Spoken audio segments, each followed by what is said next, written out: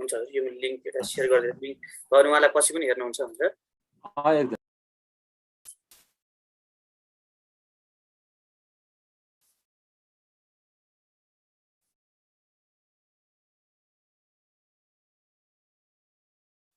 हुन्छ यो लिंक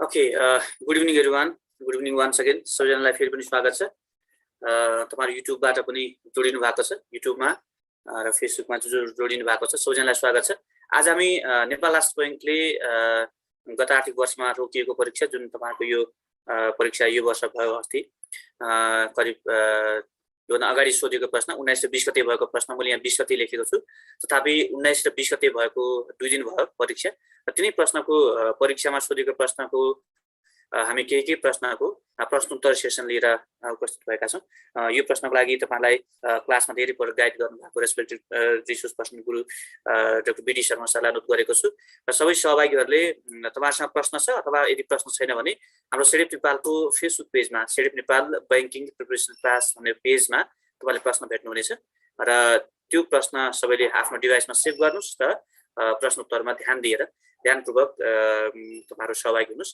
र हामी सकेसम्म प्रश्नहरु सबै समेट्ने कोसिस गर्छौं समयले जति भ्याउँछ त्यति नै छलफल गर्छौं आज र तपाईले मुख्य कुरो चाहिँ त्यो प्रश्नको मूल कन्टेन्ट र हाउ टु राइट कसरी लेख्ने भन्ने त्यो ज्ञान चाहिँ तपाईहरुमा आओस् भन्ने मेरो धारणा हो र तपाईले कस्तो गर्नु भएको छ त्यसको पनि केही साबित गरेर बुझ्न सहज होस् भन्ने आजको यो क्लासको उद्देश्य हो यति भन्दै अबको चाहिँ सेसन सुरु गर्न अनुरोध गरे मैले सहजु अब सुरु गर्नु पर्ला हजुर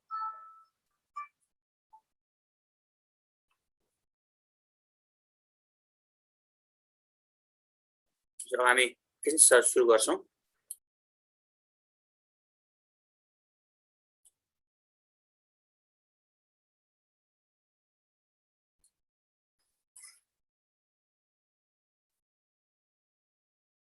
मैले सरलाई ओके हजुर म ओके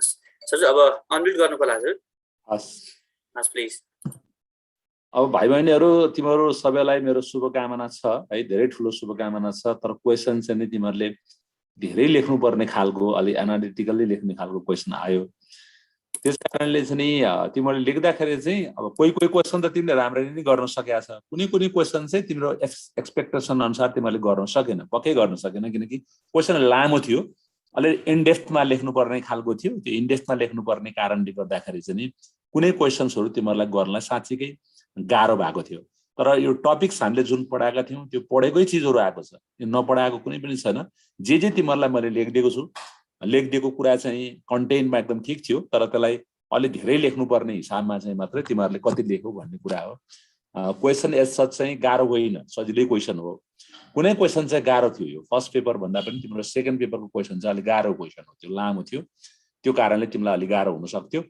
फर्स्ट पेपरको त सजिलो क्वेशन छ धेरै सजिलो छ त्यसलाई कुनै तिमीलाई अप्ठ्यारो पर्ने थिएन एक दुईटा क्वेशन्सहरु गाह्रो जहिले पनि सोध्छ त्यो गर्न नसक्ने पनि अवस्था हुन सक्ने सोध्थ्यो यसपालि गर्न नसक्ने त थिएन तर अलि मिलाएर चाहिँ अलि धेरै लेख्नु पर्ने खालको थियो समय चाहिँ एकदम लेख्न मिलाएर लेख्नलाई चाहिँ मलाई अलि गाह्रो भयो कि जस्तो मलाई लागिरहेछ म अब एकैचोटी प्रश्नको उत्तरमा दिएँ तिमीले कसरी लेख्नु पर्थ्यो भन्ने कुरालाई पहिला क वर्ग र ख वर्गका बैंकहरुको कार्यहरुमा के कस्ता समानता र के कस्ता असमानता रहेका छन् भनेर लेख्दाखेरि तिमीले पहिला चाहिँ नि बैंक वित्तीय संस्थाहरु भनेको के हो भनेर एक लाइन चाहिँ लेख्नु पर्थ्यो वित्तीय मध्यस्थताको कार्य गर्ने संस्थाहरूलाई नै बैंक तथा वित्तीय संस्था भनेर भनिन्छ।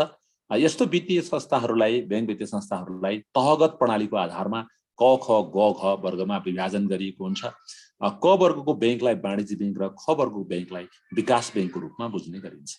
यति तिमीले लेख्नु पर्थ्यो। र अनि अर्को चाहिँ पुँजीको आधारमा कारोबारको आधारमा यी दुई बैंकहरू ठुला बैंक हुन्, आफ्नो पोर्टफोलियोको आधारमा पनि ठुला बैंकहरू हुन् भनेर हामीले भन्न सक्थ्यौँ।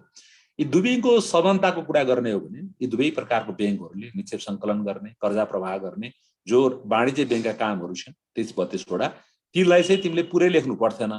त्यसमा समानतामा चाहिँ निक्षेप सङ्कलन गर्ने, कर्जा प्रवाह गर्ने, एजेन्सी सम्बन्धी कार्यहरू गर्ने, त्यो लगायतको कुराहरू तिमी लेख्न सक्थ्यौ मजाले। समानतामा चाहिँ त्यो लेख्न सक्थ्यौ। यी दुई बैंक बीच केही असमानताहरू पनि छ भनेर तिमीले लेख्नु पर्थ्यो। दुई बैंक बीचको असमानतालाई निम्न बुदामा उल्लेख गर्न सकिन्छ भनेर क वर्गको बैंकले हाइपोथिकेसन कर्जा समेत दिन सक्छ। हाइपोथिकेसन कर्जा र को आधारमा चाहिँ यसले कर्जा प्रवाह गर्ने अधिकार राख्दछ क वर्गको बैंकले। ख वर्गको बैंकले हाइपोथिकेसन कर्जा उपलब्ध गराउन सक्दैन भनेर लेख्न सकिन्थ्यो। त्यस्तै असमानतामा चाहिँ क वर्गको बैंकले मूलतः छोटो अवधिको निक्षेप सङ्कलन गर्ने र छोटो अवधिकै कर्जा प्रवाह गर्ने काम गर्छन् भनेर तिमीले लेख्न सक्थ्यौ भने विकास बैंक अथवा ख वर्गको बैंकले चाहिँ लामो अवधिको निक्षेप र पुँजी सङ्कलन गर्ने र लामो अवधिको लगानी गर्ने काम चाहिँ त्यो बैंकहरूले गर्छ भनेर तिमीले लेख्न सक्थ्यौ। फरेन एक्सचेन्जको पूर्ण कारोबार गर्ने अधिकार क वर्गको बैंकलाई छ, ख वर्गकोले पूर्ण अधिकार छैन। एलसी खोल्ने अधिकार, लेटर अफ क्रेडिट खोल्ने अधिकार पनि क वर्गको बैंकलाई छ, ख वर्गको बैंकलाई छैन। त्यो तिमीले लेख्न सक्छौ। प्रतित पत्रको खोल्न सक्ने अधिकार त्यसको छैन भनेर। अनि अर्को चाहिँ असमानता के छ भन्दाखेरि चाहिँ क वर्गको बैंकले ठुलो आकारको पुँजी जम्मा गर्ने र यसको चाहिँ पुँजी आकार पनि फरक छ। असमानता चाहिँ त्यो हो, दुवैको एउटै असमान छैन। क वर्गको राष्ट्रिय स्तरको बैंकको आधारमा सञ्चालन गर्न सकिन्छ। ख वर्गको बैंक चाहिँ 3 देखि 10 जिल्ला, 4 देखि 10 जिल्लाको आधारमा पनि ख वर्गको बैंक सञ्चालन गर्न सकिन्छ। यस्ता असमानताहरू यो बैंकमा छन् भनेर तिमीले यति यसमा थपेर पनि लेख्न मिल्थ्यो, केही थिएन। यसरी तिमीले लेख्नु पर्थ्यो। यी दुई बैंक बीच असमानता हुँदाहुँदै पनि लास्टमा कन्क्लुजनमा बैंक वित्तीय संस्थाहरू मुलुकको अर्थतन्त्रको लागि यी दुवै बैंक उत्तिकै महत्त्वपूर्ण छन्। विशेष गरिकन व्यापार, व्यवसाय, उद्योग वाणिज्यको विकास र मुलुकको आर्थिक उन्नति प्रगतिका लागि यी दुवैको भूमिका महत्त्वपूर्ण रहन्छ। कन्क्लुजन चाहिँ त्यसरी लेख्नु पर्थ्यो। मैले यति भन्दाखेरि पनि तिमीले लेख्नुपर्ने कुराहरू धेरै हुन्थे। मैले अलि छोटकरीमा भने, मलाई भन्दा त यदि मिनेट लाग्यो भने तिमीलाई लेख्दा त यो त तिमीले टाइममा लेख्न सक्न त गाह्रो हुन्छ बिचारा। त्यसकारणले जसले छिटो लेख्न सक्थ्यो, जसको स्पिड थियो, जसले धेरै लेख्थ्यो, खुरुखुरु घरमा चाहिँ लेखेको गर्थ्यो पढेर बुझेर, त्यसलाई चाहिँ सजिलो हुन्थ्यो है। मैले यति मात्रै बताएँ, योभन्दा बढी बताइन। यसरी तिमीले लेखेर आएका थियौ भने इट्स गुड। अहिले मैले भनेको हिसाबले तिम्रो उत्तर छ भने तिमी पास हुन सक्छौ यो प्रश्नमा है। यो प्रश्नमा चाहिँ समग्रमा चाहिँ मैले भनिनँ, यो प्रश्नमा चाहिँ यसरी लेख्न सक्ने मान्छेले राम्रैसँग नम्बर ल्याएर पास हुन्छ। अब 2 मा छ बैंक तथा वित्तीय संस्थाले प्रदान गर्ने बैंकिङ सेवाहरूले लक्ष्य स्वस्थ आर्थिक वातावरणको निर्माणमा सहयोग पुर्याइरहेको छ, बयान गर्नुहोस् भने। मैले यसमा चाहिँ के भनौँ भने बैंक तथा वित्तीय संस्थाले प्रदान गर्ने बैंकिङ सेवाहरूलाई तिमीले विभिन्न सेवाको रूपमा तिमीले लेख्न सक्छौ। जस्तै उदाहरणको लागि विभिन्न प्रकारका निक्षेप सेवाहरू भनेर भन्यो। निक्षेप सेवामा सबै प्रकारको निक्षेपहरू लेख्नु पर्यो। अनि कर्जा सेवामा चाहिँ तिमीले अब विभिन्न शैक्षिक कर्जादेखि लिएर लामो अवधिको कर्जा, छोटो अवधिको कर्जा, लघु उद्यम कर्जा, त्यसपछि पुनर्निर्माणका लागि कर्जा लगायतका ती कर्जाहरू पनि तिमीले त्यो सेवा लेख्न सक्छौ। त्यसपछि गएर चाहिँ नि अर्को सँगसँगै छ नि विभिन्न प्रकारको एजेन्सी सेवा भनेर प्रतित पत्र, लेटर अफ क्रेडिटहरू खोल्ने, बैंक ग्यारेन्टी, बैंक जमानतहरू दिने कर्जा कामहरू पनि तिनीहरूले गर्छ भनेर भन्नु पर्यो। त्यसपछि भुक्तानीको क्युआर सिस्टम लगायतका भुक्तानीको स्मार्ट सर्भिस दिने कामहरू, सेवाहरू पनि बैंक वित्तीय संस्थाले गर्छ भनेर लेख्नु पर्यो। अनि सँगसँगै चाहिँ यसको अन्य सेवाहरू भनेर बैंक वित्तीय संस्थाले पुर्याउने अन्य सेवा चाहिँ वित्तीय साक्षरता, वित्तीय समावेशिता लगायतको सेवाहरू पनि तिमीले त्यहाँ लेख्न सक्छौ। त्यो जति पनि बैंक वित्तीय संस्थाहरू छ 6-7वटा क्याटेगोरीमा तिमीले बनाएर चाहिँ यसको यसले प्रदान गर्ने सेवाहरू यी हुन् भनेर 6 देखि 7 क्याटेगोरीमा यो सेवाहरू लेख्नु पर्थ्यो। त्यो चाहिँ यस्तो सेवा तिमीलाई सजिलोको लागि बुझ्नको लागि चाहिँ कृषि विकास बैंकको वार्षिक प्रतिवेदनको लास्टमा पनि हुन्थ्यो। कृषि विकास बैंकको लास्टको वार्षिक प्रतिवेदनमा अहिलेकै 14औं वार्षिक प्रतिवेदनमा पनि त्यहाँ वाणिज्य बैंक कृषि विकास बैंकले प्रदान गर्ने सेवाहरू भनेर 6-7वटा लेखिएको छ नि, त्यही टाइटलमा तिमीले त्यो लेखेको भयो। त्यस्तै टाइटल बनाएर लेख्दाखेरि भइ नै हाल्थ्यो, केही फरक पर्दैन थियो है। सेवा भन्दा बित्तिकै तिमीले 6 देखि 7वटा बनाएर लेखिदियो। आइटी लगायतको स्मार्ट सर्भिस चाहिँ लास्टमा निक्षेप कर्जा दुईटा भइहाल्यो अनि एजेन्सी भयो। त्यसपछि गएर तिम्रो जो लेटर अफ क्रेडिट लगायतको कुराहरू मर्चेन्ट ब्याङ्किङ सम्बन्धी सेवा पनि लेख्ने, मर्चेन्ट ब्याङ्किङ सेवा भनेर छुट्टै एउटा बनाउन सक्थ्यो। अनि अहिले मैले भनेको चाहिँ लास्टमा चाहिँ अन्य सेवा भनेर 5 देखि 6 वटा चाहिँ पोइन्ट बनाएर यस्ता यस्ता सेवा दिन्छन् भनेर लेख्ने पहिला चाहिँ। यदि लेखिसकेपछि स्वस्थ आर्थिक वातावरणको निर्माणमा सहयोग पुर्याइरहेको छ भनेर भन्दै अब हामीले के बुझ्नु पर्यो भने बैंक तथा वित्तीय संस्थाहरूले अहिले प्रदान गरेका यी उल्लेखित सेवाहरू, मैले माथि जुन भने 5-6 वटा, यी उल्लेखित सेवाहरूले स्वस्थ आर्थिक वातावरण निर्माणमा उल्लेख्य योगदान पुर्याएको देखिन्छ। विशेष गरिकन कर्जा प्रवाहमा, निक्षेप सङ्कलनमा, विभिन्न प्रकारका एजेन्सी कार्यहरूमा र अनि अन्य विभिन्न प्रकारको स्मार्ट ब्याङ्किङ सर्भिस, सरल ब्याङ्किङ चाहिँ सेवाहरू उपलब्ध गराउन, विभिन्न प्रकारका कार्डहरू, debit card, credit card, visa card लगायत, क्यास कार्ड लगायतका कुराहरू गर्न र आरटिजिएस भुक्तानी प्रणाली मार्फत सेवा दिन चाहिँ यिनीहरूले आर्थिक वातावरणको निर्माणमा चाहिँ सहयोग पुर्याइदिएको छ, उल्लेख्य माथिकोले भनेर भन्नु पर्यो। तर फेरि त्यहाँ क्वेसन अब यसको क्रिटिकल लेख्नुपर्ने हुन्छ। बैंक वित्तीय संस्थाहरूले प्रदान गर्ने यी सम्पूर्ण सेवाहरू स्वस्थ आर्थिक वातावरण निर्माणमा योगदान सहयोग पुर्याएको छ। यसले चाहिँ एकातिर मुलुकको उत्पादनशील क्षेत्रमा कर्जा प्रवाह हुने, विशेष गरिकन ऊर्जामा, कृषिमा, त्यसपछि गएर तिमीले चाहिँ लघु घरेलु उद्यमहरूमा र सँगसँगै कोभिड-19लाई हेल्प पुग्ने गरेर दिगो विकास लक्ष्य हासिल हुने गरेर यी ब्याङ्किङहरूले प्राइभेट सेक्टर मार्फत विभिन्न सेवाहरू पुर्याइरहेका छन्, सरकारी कारोबार गरेर पनि सेवा पुर्याइरहेका छन्। यसले चाहिँ आर्थिक वातावरणमा त योगदान पुर्याएको छ र स्वस्थ आर्थिक वातावरण निर्माणमा पनि योगदान पुर्याएको छ। विशेष त स्वस्थ आर्थिक वातावरणमा चाहिँ उत्पादन क्षेत्रमा कर्जा जाने र सँगसँगै चाहिँ उत्पादन बढ्ने, रोजगारी सिर्जना हुने क्षेत्रमा चाहिँ यसले र अनि ग्रस भ्यालु एड, कुल गारस्थ उत्पादनमा योगदान पुग्ने, रियल सेक्टरमा योगदान पुग्ने गरेर यिनीहरूले चाहिँ यस्तो वातावरणको चाहिँ स्वस्थ आर्थिक वातावरणको निर्माणमा योगदान पुर्याएका छन्। तर बैंक वित्तीय संस्थाहरूको हालको लगानी, अहिलेको लगानीको ट्रेन्ड प्रवृत्तिलाई हेर्दा यी वित्तीय संस्थाहरूले प्रदान गरिएको सेवाबाट चाहिँ स्वस्थ आर्थिक वातावरणको निर्माण पुग्छ भन्ने कुरामा चाहिँ निश्चिन्त हुन सकिँदैन। किनकि बैंक वित्तीय संस्थाको ठुलो कर्जाको भोल्युम अहिले पनि अनुत्पादनशील क्षेत्रमा छ। उदाहरणको लागि घर जग्गा कारोबार, सेयर कारोबार, व्यवसाय, विभिन्न प्रकारको मध्यस्थकर्ताको व्यवसाय जस्ता कुराहरूमा छ। यसले मुलुकको स्वस्थ आर्थिक विकासको लागि चाहिँ ठुलो टेवा पुर्याउँदैन। पुँजी निर्माणमा पनि यसको कम योगदान हुन्छ र सँगसँगै अर्थव्यवस्थालाई, आर्थिक परिसूचकहरूलाई स्वस्थ बनाउने तर्फ पनि नजान सक्छ। त्यसकारणले बैंक वित्तीय संस्थाहरूले आगामी दिनमा स्वस्थ आर्थिक वातावरण निर्माण गर्ने क्रममा उत्पादनशील क्षेत्रमा, रोजगारी बढाउने क्षेत्रमा, वित्तीय सन्तुलन कायम गर्ने क्षेत्रमा, एसेट्स बबल, इकोनोमीमा आउने कुनै पनि फाइनान्सियल बबल्सहरू, इकोनोमिक बबलहरूलाई नियन्त्रण गर्ने दिशातर्फ चाहिँ हाम्रो बैंक वित्तीय संस्थाहरूको स्रोत साधन र ब्याङ्किङ सेवाहरू प्रवाह हुन आवश्यक हुन्छ। अनि मात्र बल्ल स्वस्थ आर्थिक वातावरण निर्माणमा योगदान पुग्छ भनेर हामीले लेख्नुपर्ने हुन्छ। यो चाहिँ अलिकति थोरै क्रिटिकल पनि लेख्नुपर्छ। स्वस्थ आर्थिक वातावरणमा निर्माण पुगेको छ, पुर्याइरहेको छ, बयान गर्नुहोस् भनेको छ। पहिला त पुर्याइरहेकै छ भनेर लेख्ने हो त्यो अघि दिएको सेवाहरूबाट। अनि फेरि अलिकति चाहिँ अहिले बैंक वित्तीय संस्थाहरूको चाहिँ यो जुन कारोबार सेवाहरू छ अलिक व्यापारतिर बढी गयो कि अलिक अनप्रोडक्टिभ सेक्टरतिर गयो कि भन्ने हिसाबले पनि लेखेर तिमीले उत्तर लेखेको भए राम्रो हुन्थ्यो है। होइन त्यति लेख्न सकेको थिएन भने पनि पास चाहिँ हुन्छ, त्यसमा पास मार्क चाहिँ आउँछ। यदि क्रिटिकली लेखेन भने पनि, कसैले क्रिटिकली नै मैले अहिले भने जस्तो बनाएर लेखेको छ भने उसले चाहिँ माथि नम्बर आउँछ, पास मार्क भन्दा पनि माथिको नम्बर आउँछ। अहिले त यो सबै क्वेसन्सहरू पास मार्क ल्याउन सक्ने मान्छे पनि पास हुन्छ। सबै क्वेसन यो फर्स्ट र सेकेन्डको 50% त्यसले पास मार्क ल्याउन सक्ने किसिमको मान्छे चाहिँ यसमा पास हुन्छ। तर क्वेसन चाहिँ त्यसले सही बुझेर सही लेख्नु पर्यो। गलत लेखेको भए पास हुँदैन। सही लेखेको छ भनेदेखि चाहिँ त्यसले थोरै नम्बरमा पनि पास हुन्छ यो क्वेसनमा, किनकि कम्पिटिसन ज्यादा छ। सबैले लेख्न सक्दैन यो क्वेसन। त्यो क्वेसनहरू सबैजना मान्छेले धुन धराकले लेख्न सक्ने क्वेसनहरू छैन, अलिक गाह्रो छ धेरै लेख्नको लागि। त्यसकारणले चाहिँ तिमीले जसले कम अलि लेखे कि भन्ने लागिरहेछ, तर पुऱ्याएर लेखेको छु भन्ने छ भने थोरै लेखेको भए पनि तिम्रो नाम निक्लिने चान्स चाहिँ ज्यादा छ।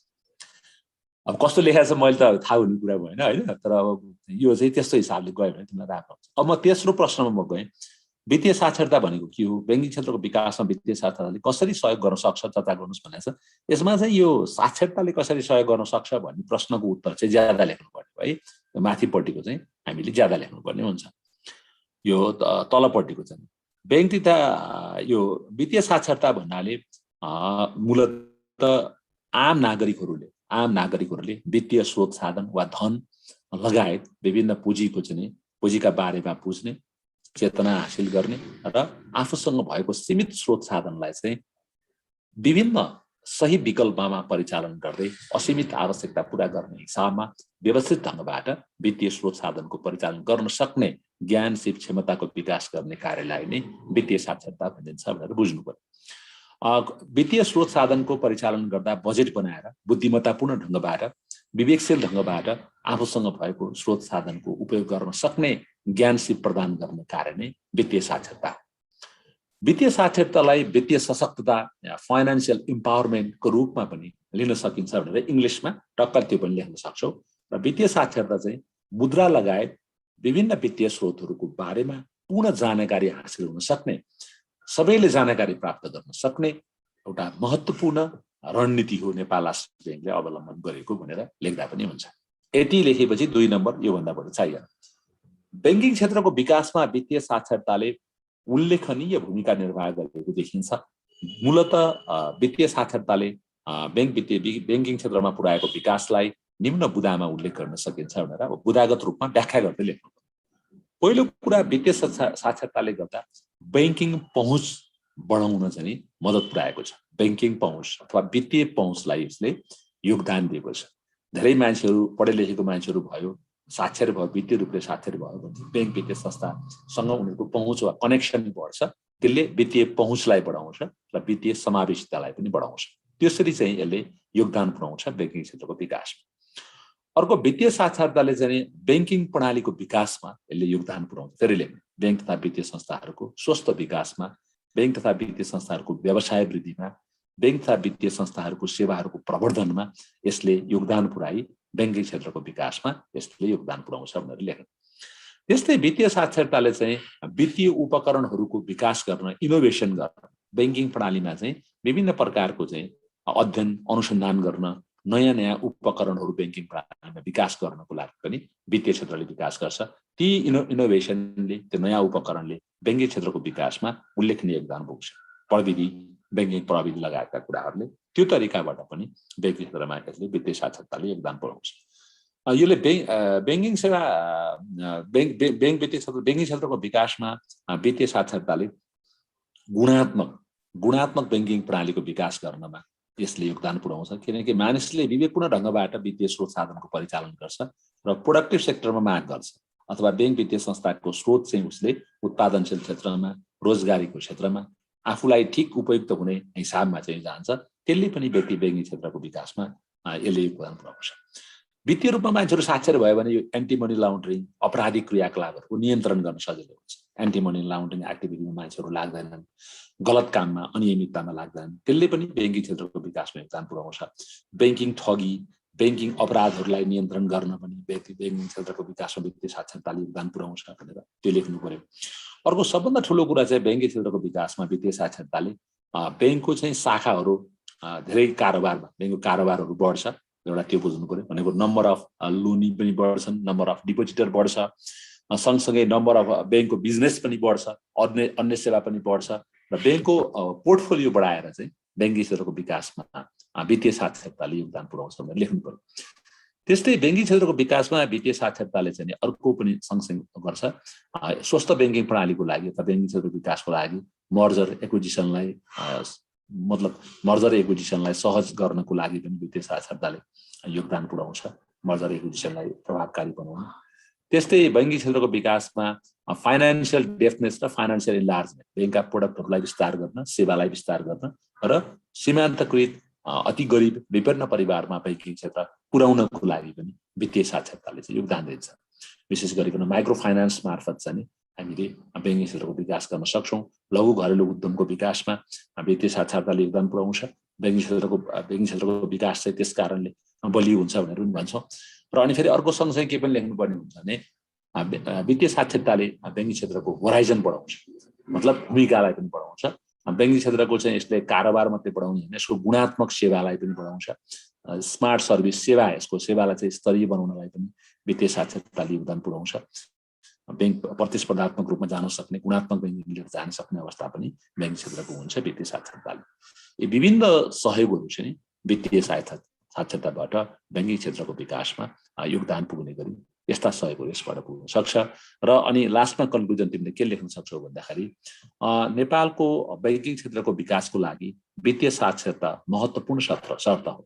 मानिसहरू वित्तीय रूपले साक्षर भएको खण्डमा नै बैंक वित्तीय संस्थाहरूको स्वस्थ विकास, बैंक वित्तीय संस्थाहरूको दिगो भरपर्दो र समावेशी विकास सुनिश्चित हुन्छ भनेर लास्टमा चाहिँ कन्क्लुजन लेख्नु पर्यो त्यसको। यो 8 नम्बरको चाहिँ ज्यादा लेख्ने, एकदमै धेरै लेख्नु पर्यो। 2 को चाहिँ एउटा प्याराग्राफ, ठुलो एउटा प्याराग्राफ, सानो प्याराग्राफ भयो, सानो प्याराग्राफ तिमीले बनाएको भयो 2टा, ठुलो प्याराग्राफ लेख्ने मान्छेले एउटा प्याराग्राफ, त्यतिले पुग्थ्यो त्यो 2 नम्बरलाई चाहिँ। बाँकी अहिले भनेको 8 लाई त 6 देखि 7 वटा पोइन्ट, 8 वटा पोइन्ट तिमी जति सक्छौ त्यो पोइन्ट बनाएर एक्सप्लेनै गर्नुपर्छ। यो चाहिँ पोइन्ट मात्र लेखेर तिम्रो नम्बर आउँदैन यसमा। जसले यो पोइन्ट लेखेर डिल गरेको छ मैले जस्तो गरेर र लास्टमा कन्क्लुजन लेखेको छ त्यसले चाहिँ यसमा नम्बर लिन्छ है। थाहा पाइराख्नु पर्यो। सिधा सिधा पोइन्ट मात्र लेखेर यसमा नम्बर दिँदैन, कम दिन्छ है, त्यो थाहा पाइराख्नु पर्यो। तर पुरै पोइन्ट लेखेको छ भने पास चाहिँ हुन्छ। मानौ कि 12-13 वटा पोइन्ट लेखेको छ, 14-15 वटा पोइन्ट पछि लेखेको छ, एक्सप्लेन गरेको छ भने पास मार्क त्यसको आउँछ, त्यसमा शङ्का भएन। तर अझ एनालिटिकल्ली लेख्ने मान्छेको नम्बर चाहिँ ज्यादा हुन्छ, जसले 7-8 वटा पोइन्ट लेखेको छ तर एक्सप्लेन गर्दै लेखेको छ भने त्यसको नम्बर चाहिँ ज्यादा हुन्छ। अब मुद्रा बजार र पुँजी बजारको फरक छुट्याउनुहोस्, नेपालको सन्दर्भमा तिनीहरूको महत्त्वको व्याख्या गर्नुहोस् भनेर यो क्वेसन सजिलो छ, तिमीले पनि गर्न सक्छौ सबैले। मुद्रा बजार र पुँजी बजारको बारेमा कुरा गर्दा तिमीले के लेख्नु पर्यो भने मुद्रा बजार र पुँजी बजारलाई वित्त बजारको महत्त्वपूर्ण अङ्गको रूपमा लिएछ, महत्त्वपूर्ण स्तम्भको रूपमा लिएछ भनेर तिमीले लेख्न सक्छौ। मुद्रा बजार र पुँजी बजार इकोनोमीको ब्यारोमिटर हुन्, अर्थतन्त्रलाई गतिशील बनाउने मुख्य बजारको रूपमा नै मुद्रा बजार र पुँजी बजारलाई लिने गरिन्छ भनेर लेख्ने। मुद्रा बजार र पुँजी बजार दुवैले पुँजीको परिचालन गर्ने, पुँजी सङ्कलन गर्ने, पुँजी परिचालन गर्ने र मुलुकको आर्थिक सामाजिक विकासमा योगदान पुर्याउने गर्दछन् र पनि यी दुई बीचमा निम्न भिन्नता छ भनेर 2 लाइन जस्तो ब्याकग्राउन्ड लेखेर अनि भिन्नता लेख्नु पर्यो। अब भिन्नता मैले लेखिदिएकै थिएँ, तिमीहरूको कपीमा मैले 10 वटा पोइन्ट मुद्रा बजार भन्नाले यसलाई बुझाउँछ, पुँजी बजार भन्नाले यसलाई बुझाउँछ भनेर 10 वटा पोइन्ट टेबलमा मैले बनाइदिएको छु। त्यसलाई तिमीले टेबलमा 3टा बनाएर गरेको भए पनि केही फरक परेन। कन्सेप्टको आधारमा, यो अवधारणाको आधारमा छोटो अवधिको बजार, लामो अवधिको बजार, अनि उपकरणको आधारमा मौद्रिक उपकरणहरू, repo, reverse repo, treasury bill जस्ता कुराहरू, यतापट्टि सेयर डिभेन्चर जस्ता क्रियाकलापहरू भनेर त्यो आधारमा राख्ने भयो। त्यसपछि गएर समयको आधारमा छोटो, लामो, जोखिमको आधारमा पुँजी बजारमा ज्यादा, मुद्रा बजारमा कम, यो तिमीले यसरी मिलाएर टेबलमा मैले लेखिदिएकै छु। पहिला यो क्लासमै लेखिदिएको छु मैले है, लेखिनै दिएको छु, त्यो टेन्सनै भएन। मुद्रा बजार र पुँजी बजारको 10 वटा पोइन्ट चाहिँ मैले बनाएर ठ्याक्क तिमीहरूको कपीमा आफैले लेखाएको थिएँ, मलाई याद छ। त्यस कारणले त्यो तिमीहरूले पक्कै लेखा छौ भन्ने मलाई लाग्छ, लेखेकै होला। यति कुरा तिमीले पुँजी बजारको फरक छुटाउनु पर्यो। अब आयो कुरा के भने नेपालको सन्दर्भमा तिनीहरूको महत्त्वको व्याख्या गर्नुहोस् भन्छ। नेपालको सन्दर्भमा मुद्रा बजारको महत्त्वको कुरा गर्दा मुद्रा बजारले बजारमा लिक्विडिटीको प्रवाह गर्छ। मुद्रा बजारले ब्याङ्किङ प्रणालीलाई आवश्यक पर्ने, बजारमा आवश्यक पर्ने ब्याङ्क वित्तीय संस्थालाई आवश्यक पर्ने तरलता उपलब्ध गराउँछ। मुद्रा बजारले विशेष गरिकन ट्रेजरी बिल, डेभलपमेन्ट बन्डहरू र अन्य बन्डहरू, रिपो, रिभर्स जस्ता उपकरणहरूको विकास गर्छ।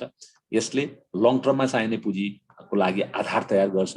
अनि मुद्रा बजारले चाहिँ तरलता मात्र उपलब्ध गराउने होइन, मुद्रा बजारको माध्यमबाट लङ टर्म इन्ट्रेस्ट रेटलाई चाहिँ एउटा दायरामा लिएर आउनको लागि, लामो अवधिको ब्याज दरलाई एउटा सीमामा राख्नको लागि पनि मुद्रा बजारले योगदान पुर्याइरहेको हुन्छ। मुद्रा बजारले चाहिँ विशेष गरिकन मौद्रिक नीतिको कार्यान्वयनमा यसको महत्त्व छ। मौद्रिक नीतिको कार्यान्वयनमा योगदान पुर्याउँछ। सँगसँगै मुद्रा बजारले चाहिँ यो मनी सर्कुलेसन, हाम्रो अर्थव्यवस्थामा चाहिँ मनी सर्कुलेसन ज्यादा बढाएर, मनी सर्कुलेसनलाई बढाएर इकोनोमीलाई चाहिँ गतिशील बनाउने, इकोनोमीलाई चाहिँ मुभेबल, चलायमान बनाउने काम चाहिँ मुद्रा बजारले गर्छ। त्यस कारणले इकोनोमीलाई मुभ गर्न, इकोनोमीलाई चलायमान बनाउन, तरलताको प्रबन्ध गर्न र सँगसँगै चाहिँ बजारमा चाहिँ यो ब्याज दरलाई चाहिँ एउटा स्पष्ट चाहिँ एउटा स्थिर बनाउनको लागि, छोटो अवधिको ब्याज दरलाई स्थिर बनाउनको लागि पनि मुद्रा बजारको महत्त्व छ भनेर पहिला त्यो लेख्नु पर्यो। पुँजी बजारको महत्त्व निकै ठुलो छ। यसले संस्थालाई आवश्यक पर्ने प्रत्यक्ष वित्त उपलब्ध गराउँछ। पुँजी बजारबाट संस्थाहरूले आफूलाई आवश्यक पर्ने पुँजीको सङ्कलन गर्न सक्दछन् र त्यसले पुँजी निर्माण पनि गर्छ। पुँजी बजारले संस्थाहरूको विकासका लागि उपलब्ध पुँजी उपलब्ध गराउने मात्र होइन कि यसले वित्तीय बजारलाई ठुलो बनाउन पनि योगदान पुर्याउँछ। वित्तीय बजारलाई विस्तार गर्न, वित्तीय बजारको माध्यमबाट इकोनोमीलाई चलायमान बनाउन पनि मुद्रा बजारले महत्त्वपूर्ण योगदान खेल्छ।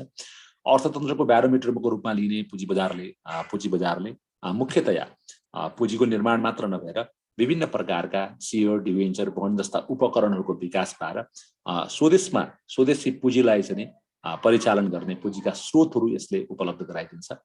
नयाँ फाइनान्सिङ, न्यू फाइनान्सिङ मोडल पनि, नयाँ प्रकृतिका वित्तीय मोडलहरू, नमुनाहरू पनि यो पुँजी बजारले उपलब्ध गराउँछ। पुँजी बजारबाट बजारमा चाहिँ फ्रेस क्यापिटलको प्रभाव हुन्छ, नवीन पुँजीको प्रभाव हुन्छ। यसरी हामीले चाहिँ मुद्रा बजार र पुँजी बजार यो दुईवटा पारेर चाहिँ हामीले नेपालको अर्थतन्त्रलाई अगाडि बढाउन, अर्थतन्त्रलाई आवश्यक पर्ने पुँजी, छोटो र लामो अवधिको पुँजी उपलब्ध गराएर अर्थतन्त्रलाई गतिशील बनाई आर्थिक वृद्धि र विकासमा योगदान पुर्याउनको लागि चाहिँ यी दुई बजारको उल्लेख्य महत्त्व छ भन्ने हिसाबले तिमीले उत्तर लेख्नु पर्यो। कन्क्लुजन यो अहिले आएको सही। यो मैले 4वटा प्रश्नको खरखर्ती कसरी लेख्ने मात्रै भने। मुद्रा बजार र पुँजी बजार पनि 10वटा पोइन्ट बनाएर लेख्नु पर्यो। मुद्रा बजारको छुट्टै महत्त्व, पुँजी बजारको छुट्टै महत्त्व। मैले 3-4 पोइन्ट भनेको छु। तिमीले सक्छौ त्योभन्दा अलिक बढाएर लेखे पनि केही फरक पर्दैन, तर हल्का व्याख्या गर्दै लेख्नुपर्ने हुन्छ है। यसरी बुझ्नु पर्यो। र यो महत्त्व चाहिँ अझ ज्यादा लेख्नुपर्छ। 6 नम्बरको महत्त्व, पुँजी बजारको छुट्टै, मुद्रा बजारको छुट्टै। मुद्रा बजारमा 3 नम्बर, पुँजी बजारको 3 नम्बर, 6 नम्बर हो। त्यो फरक चाहिँ तिम्रो 4 नम्बरमा डिसिजन। 1 नम्बर चाहिँ तिम्रो त्यो कन्सेप्टको लागि भयो, 3 नम्बर चाहिँ तिम्रो पुँजी बजार र मुद्रा बजारको डिफरेन्सको भयो, अनि 6 नम्बर चाहिँ बढी लेख्नु पर्यो। अब तिमीहरूको कहाँ हुन्छ भने वेट ज्यादा तिमीहरू चाहिँ त्यो 4 नम्बरवालामा लेखिरहेछ पक्कै, 6 नम्बरमा तिमीहरूले कम लेखेको छ, पक्का कम लेखेको छ। मलाई अहिले यहीँबाट गेस गरेर म भन्नु सक्छु होइन। तर त्यो त्यति गर्दाखेरि पनि सबैको तिम्रो मात्रै हो नि, यो सारा यो जसले नेपालभरि यो राष्ट्रपतिको जाँच दिएछ पुरैको हालत त्यही हो, सबैको हालत त्यही हो। त्यही भएर त्यसमा त्यो 6 नम्बरको क्वेसनमा अलिकति बढी जसले लेखेको छ त्यसले चाहिँ पास गरिदिन्छ। कुरा त्यस्तो हुन्छ है, यो प्रश्नको हिसाबमा भन्नु। अब माझी अर्कोमा राखिदिउँ कि 4 समस्या दियो, अर्को 5मा जाउँ कि? कोही हुनुहुन्छ? माझी नम्बर 5मा जाउँ न कसै? 4 सम्मको सिद्धि हो।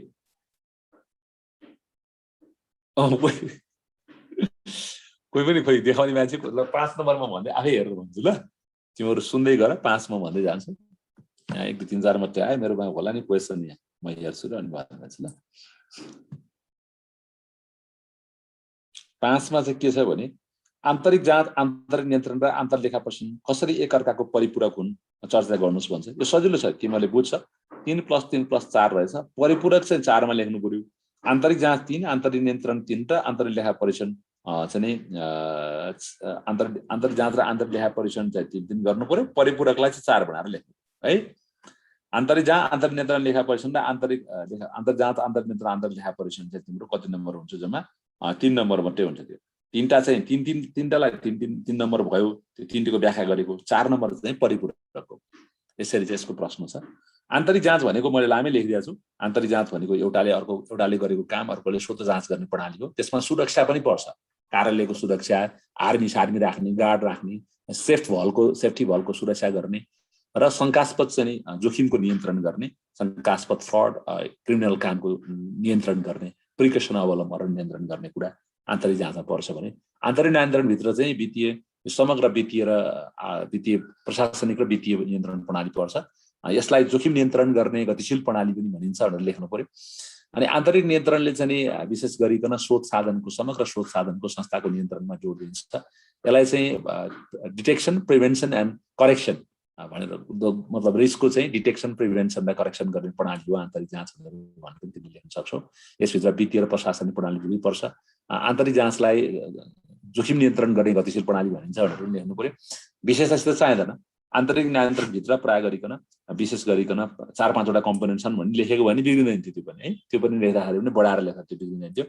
त्यसपछि आन्तरिक लेखा परीक्षण भनेको संस्थाको चाहिँ व्यवस्थापनको अधीनमै रहेर व्यवस्थापनद्वारा नै गरिने, व्यवस्थापनको मातहतमा रहेर गरिने लेखा परीक्षण आन्तरिक लेखा परीक्षण हो। यसले गल्ती, कमजोरी, त्रुटिहरू हेर्नुको साथसाथै वित्तीय विवरण ठिक छ कि छैन, कारोबारको लेखा ठिक छ कि छैन भन्ने सामान्य परीक्षण यसले गर्छ आन्तरिक लेखा परीक्षणले। जोखिमका क्षेत्रहरू पहिचान गर्छ आन्तरिक लेखा परीक्षणले। आन्तरिक लेखा परीक्षणमा विशेष गरिकन लेखामा हुने अङ्कगणितीय त्रुटि, जाँच त्रुटिमा त्यसपछि गएर विभिन्न प्रकारका जालसाजीपूर्ण कार्य, हिनामिना, नोक्सानी भएको छ कि छैन हेर्ने, जोखिमका क्षेत्र पहिचान गर्ने र अन्तिम लेखा परीक्षणको लागि चाहिँ आवश्यक पर्ने सुविधा उपलब्ध गराउने प्रतिवेदन उपलब्ध गराउने काम चाहिँ आन्तरिक लेखा परीक्षणबाट हुन्छ। आन्तरिक लेखा परीक्षण विशेषतः लेखा परीक्षण विभागबाटै हुन्छ। बैंक वित्तीय संस्थामा आन्तरिक लेखा परीक्षण नेपाल राष्ट्र बैंकको लेखा परीक्षण विभागले नै आन्तरिक लेखा परीक्षण गर्छ र त्यसको प्रतिवेदन चाहिँ उनले सञ्चालक समितिलाई दिन्छ। यो लेखा परीक्षण समिति मार्फत सञ्चालक समितिलाई चाहिँ उसले प्रतिवेदन दिन्छ भनेर तिमीले लेख्न सक्छौ। अब यसरी चाहिँ यति कुरा लेखिसकेपछि अब परिपूरक लेख्नु पर्यो। आन्तरिक जाँच, आन्तरिक नियन्त्रण र आन्तरिक लेखा परीक्षण एक अर्काका परिपूरक हुन् भनेर तिमीले लेख्नु पर्यो। आन्तरिक जाँचले आन्तरिक नियन्त्रण र आन्तरिक लेखा परीक्षणको लागि आवश्यक पर्ने पूर्व सावधानीहरू, सुरक्षाहरू र आवश्यक पर्ने तथ्याङ्क सूचना जानकारीहरू उपलब्ध गराउँछ भनेर लेख्नु पर्यो। आन्तरिक जाँच प्रभावकारी भएको खण्डमा मात्र आन्तरिक नियन्त्रण र आन्तरिक लेखा परीक्षण प्रभावकारी हुन सक्छ भनेर लेख्नु पर्यो। त्यस्तै आन्तरिक नियन्त्रणले आन्तरिक जाँच र आन्तरिक लेखा परीक्षण दुवैलाई सँगसँगै समन्वय गर्दछ। आन्तरिक लेखा परीक्षणको लागि आवश्यक पर्ने स्रोत साधनको अधिकतम परिचालन गर्ने कुरा, मितव्ययी ढङ्गबाट स्रोत साधनको परिचालन गर्ने, जोखिम पहिचान गर्ने र त्यसको करेक्सन गर्ने कुराहरू को साथसाथै चाहिँ संस्थाको चाहिँ प्रशासनिक काम कारबाही, वित्तीय काम कारबाही, वित्तीय विवरण ठिक छ कि छैनन् जस्ता कुराहरूको बारेमा आन्तरिक नियन्त्रणले निष्पक्ष स्वतन्त्र रूपमा जाँच परीक्षण गर्ने गर्छ र आन्तरिक लेखा परीक्षणलाई पनि सघाउ पुर्याउँछ भने आन्तरिक जाँचलाई पनि सघाउ पुर्याउँछ। आन्तरिक नियन्त्रणबाट आन्तरिक जाँचलाई प्रभावकारी बनाउन, आन्तरिक लेखा परीक्षणलाई प्रभावकारी बनाउनको लागि निर्देशन दिएको हुन्छ, भनिएको हुन्छ आन्तरिक नियन्त्रणमा। अनि आन्तरिक नियन्त्रण प्रतिवेदनमा आन्तरिक जाँच र आन्तरिक लेखा परीक्षणलाई प्रभावकारी बनाउनु पर्ने कुरा उल्लेख गरिएको हुन्छ। यसरी आन्तरिक नियन्त्रणले आन्तरिक जाँच र आन्तरिक लेखा परीक्षणमा सहयोग पुर्याउने गर्छ। आन्तरिक नियन्त्रण बलियो हुनको लागि आन्तरिक जाँच जरुरी छ र आन्तरिक नियन्त्रणको आवश्यकता पूरा गर्ने गरी आन्तरिक जाँच हुनु आवश्यक हुन्छ। यसैले यी दुई एकअर्काको परिपूरककै रूपमा रहन्छन्। त्यसै गरी आन्तरिक लेखा परीक्षणले आन्तरिक नियन्त्रणसँग सहसम्बन्ध कायम गर्छ। आन्तरिक नियन्त्रणको सोच, उद्देश्य, लक्ष्य अनुरूप आन्तरिक लेखा परीक्षण गरिन्छ र यो आन्तरिक लेखा परीक्षणले आन्तरिक नियन्त्रणको जस्तै स्रोत साधनको अधिकतम परिचालन गर्ने, प्रशासनिक र वित्तीय चाहिँ विभिन्न कुराहरूमा हुने अनियमितता, गल्ती, कमजोरी, त्रुटिलाई पहिचान गरेर प्रतिवेदन उपलब्ध गराउने काम गर्छ, जसले आन्तरिक नियन्त्रण र आन्तरिक जाँच दुवैलाई यसले योगदान पुर्याउँछ अथवा सहयोग पुर्याउँछ। आन्तरिक लेखा परीक्षण प्रभावकारी भएमा आन्तरिक जाँचको पनि हेरिएको हुन्छ। आन्तरिक लेखा परीक्षणमा आन्तरिक जाँच र आन्तरिक नियन्त्रण प्रभावकारी छ छैन हेर्ने गरिन्छ, त्यसको अब्जर्भेसन गरिन्छ, त्यसको सुपरभिजन मोनिटरिङ पनि गरिन्छ। त्यसकारणले पनि आन्तरिक लेखा परीक्षण आन्तरिक जाँच र आन्तरिक नियन्त्रणसँग परिपूरक छ भन्ने हिसाबले त्यसरी लेख्नु पर्यो। यी तीनवटै आन्तरिक जाँच, आन्तरिक नियन्त्रण र आन्तरिक लेखा परीक्षण वित्तीय सुशासनका महत्त्वपूर्ण आयामहरू हुन्। यी तीन एक आपसमा अन्तर्निहित, अन्तर्सम्बन्धी र समन्वयकारी छन्। एक अर्काको सहयोगमा, एक अर्काको आपसी विश्वासमा, एक अर्काको अन्तर्निर्भरतामा नै समग्र वित्तीय प्रणालीमा सुशासन कायम हुन्छ। त्यसैले आन्तरिक जाँच, आन्तरिक नियन्त्रण, आन्तरिक लेखा परीक्षण एक अर्काका परिपूरक हुन् भनेर कन्क्लुजन चाहिँ त्यो हिसाबले लेख्नु पर्यो। यो चाहिँ तिमीहरूले यो 4 नम्बरको क्वेसनमा चाहिँ तिमीले यसरी 5 नम्बरको क्वेसनमा तिमीले यसरी मिलाएर लेख्नु पर्थ्यो। मैले छोटो भने लेख्ने तरिका मात्रै स्टाइल बताएँ, पुरै मैले तिमीलाई भने एउटा क्वेसन करिब 15 मिनट त मैले भनिदिनु पर्छ तिमीले पुरा लेख्नको लागि। त 15 मिनट मैले पुरै भनिदिएँ भने मात्रै बल्ल यसको फुल डोज चाहिँ पुग्छ। मैले हल्का कसरी लेख्ने, तिमीले कसरी लेखेको भए हुन्थ्यो र यो लाइनमा तिमीले लेखेको छ कि छैन तिमीलाई आफ्नो सेल्फ एसेसमेन्ट गर्न चाहिँ सजिलो हुन्छ तिमीलाई। अब एउटा चाहिँ यो क्वेसन तिमीलाई अलिकति नयाँ थियो। मौताद व्यवस्थापन राजकट्टीलाई नेपालको सरकारी लेखा प्रणालीमा के कस्तो व्यवस्था गरिएको छ उल्लेख गर्नुहोस् भन्नेलाई तिमीलाई अलिकति गाह्रो हुन सक्थ्यो, तर कसैले मिलाएर पनि लेख्या होला, कसैले नसक्न सक्छ मिलाएर। पहिला त के लेख्नु पर्यो भने मौताद व्यवस्थापन भन्नाले र मेटेरियल, कच्चा पदार्थ, अर्ध तयारी वस्तु र तयारी वस्तु र स्टकको व्यवस्थापनलाई नै मौताद व्यवस्थापन भनेर बुझिन्छ भनेर लेख्नु पर्यो।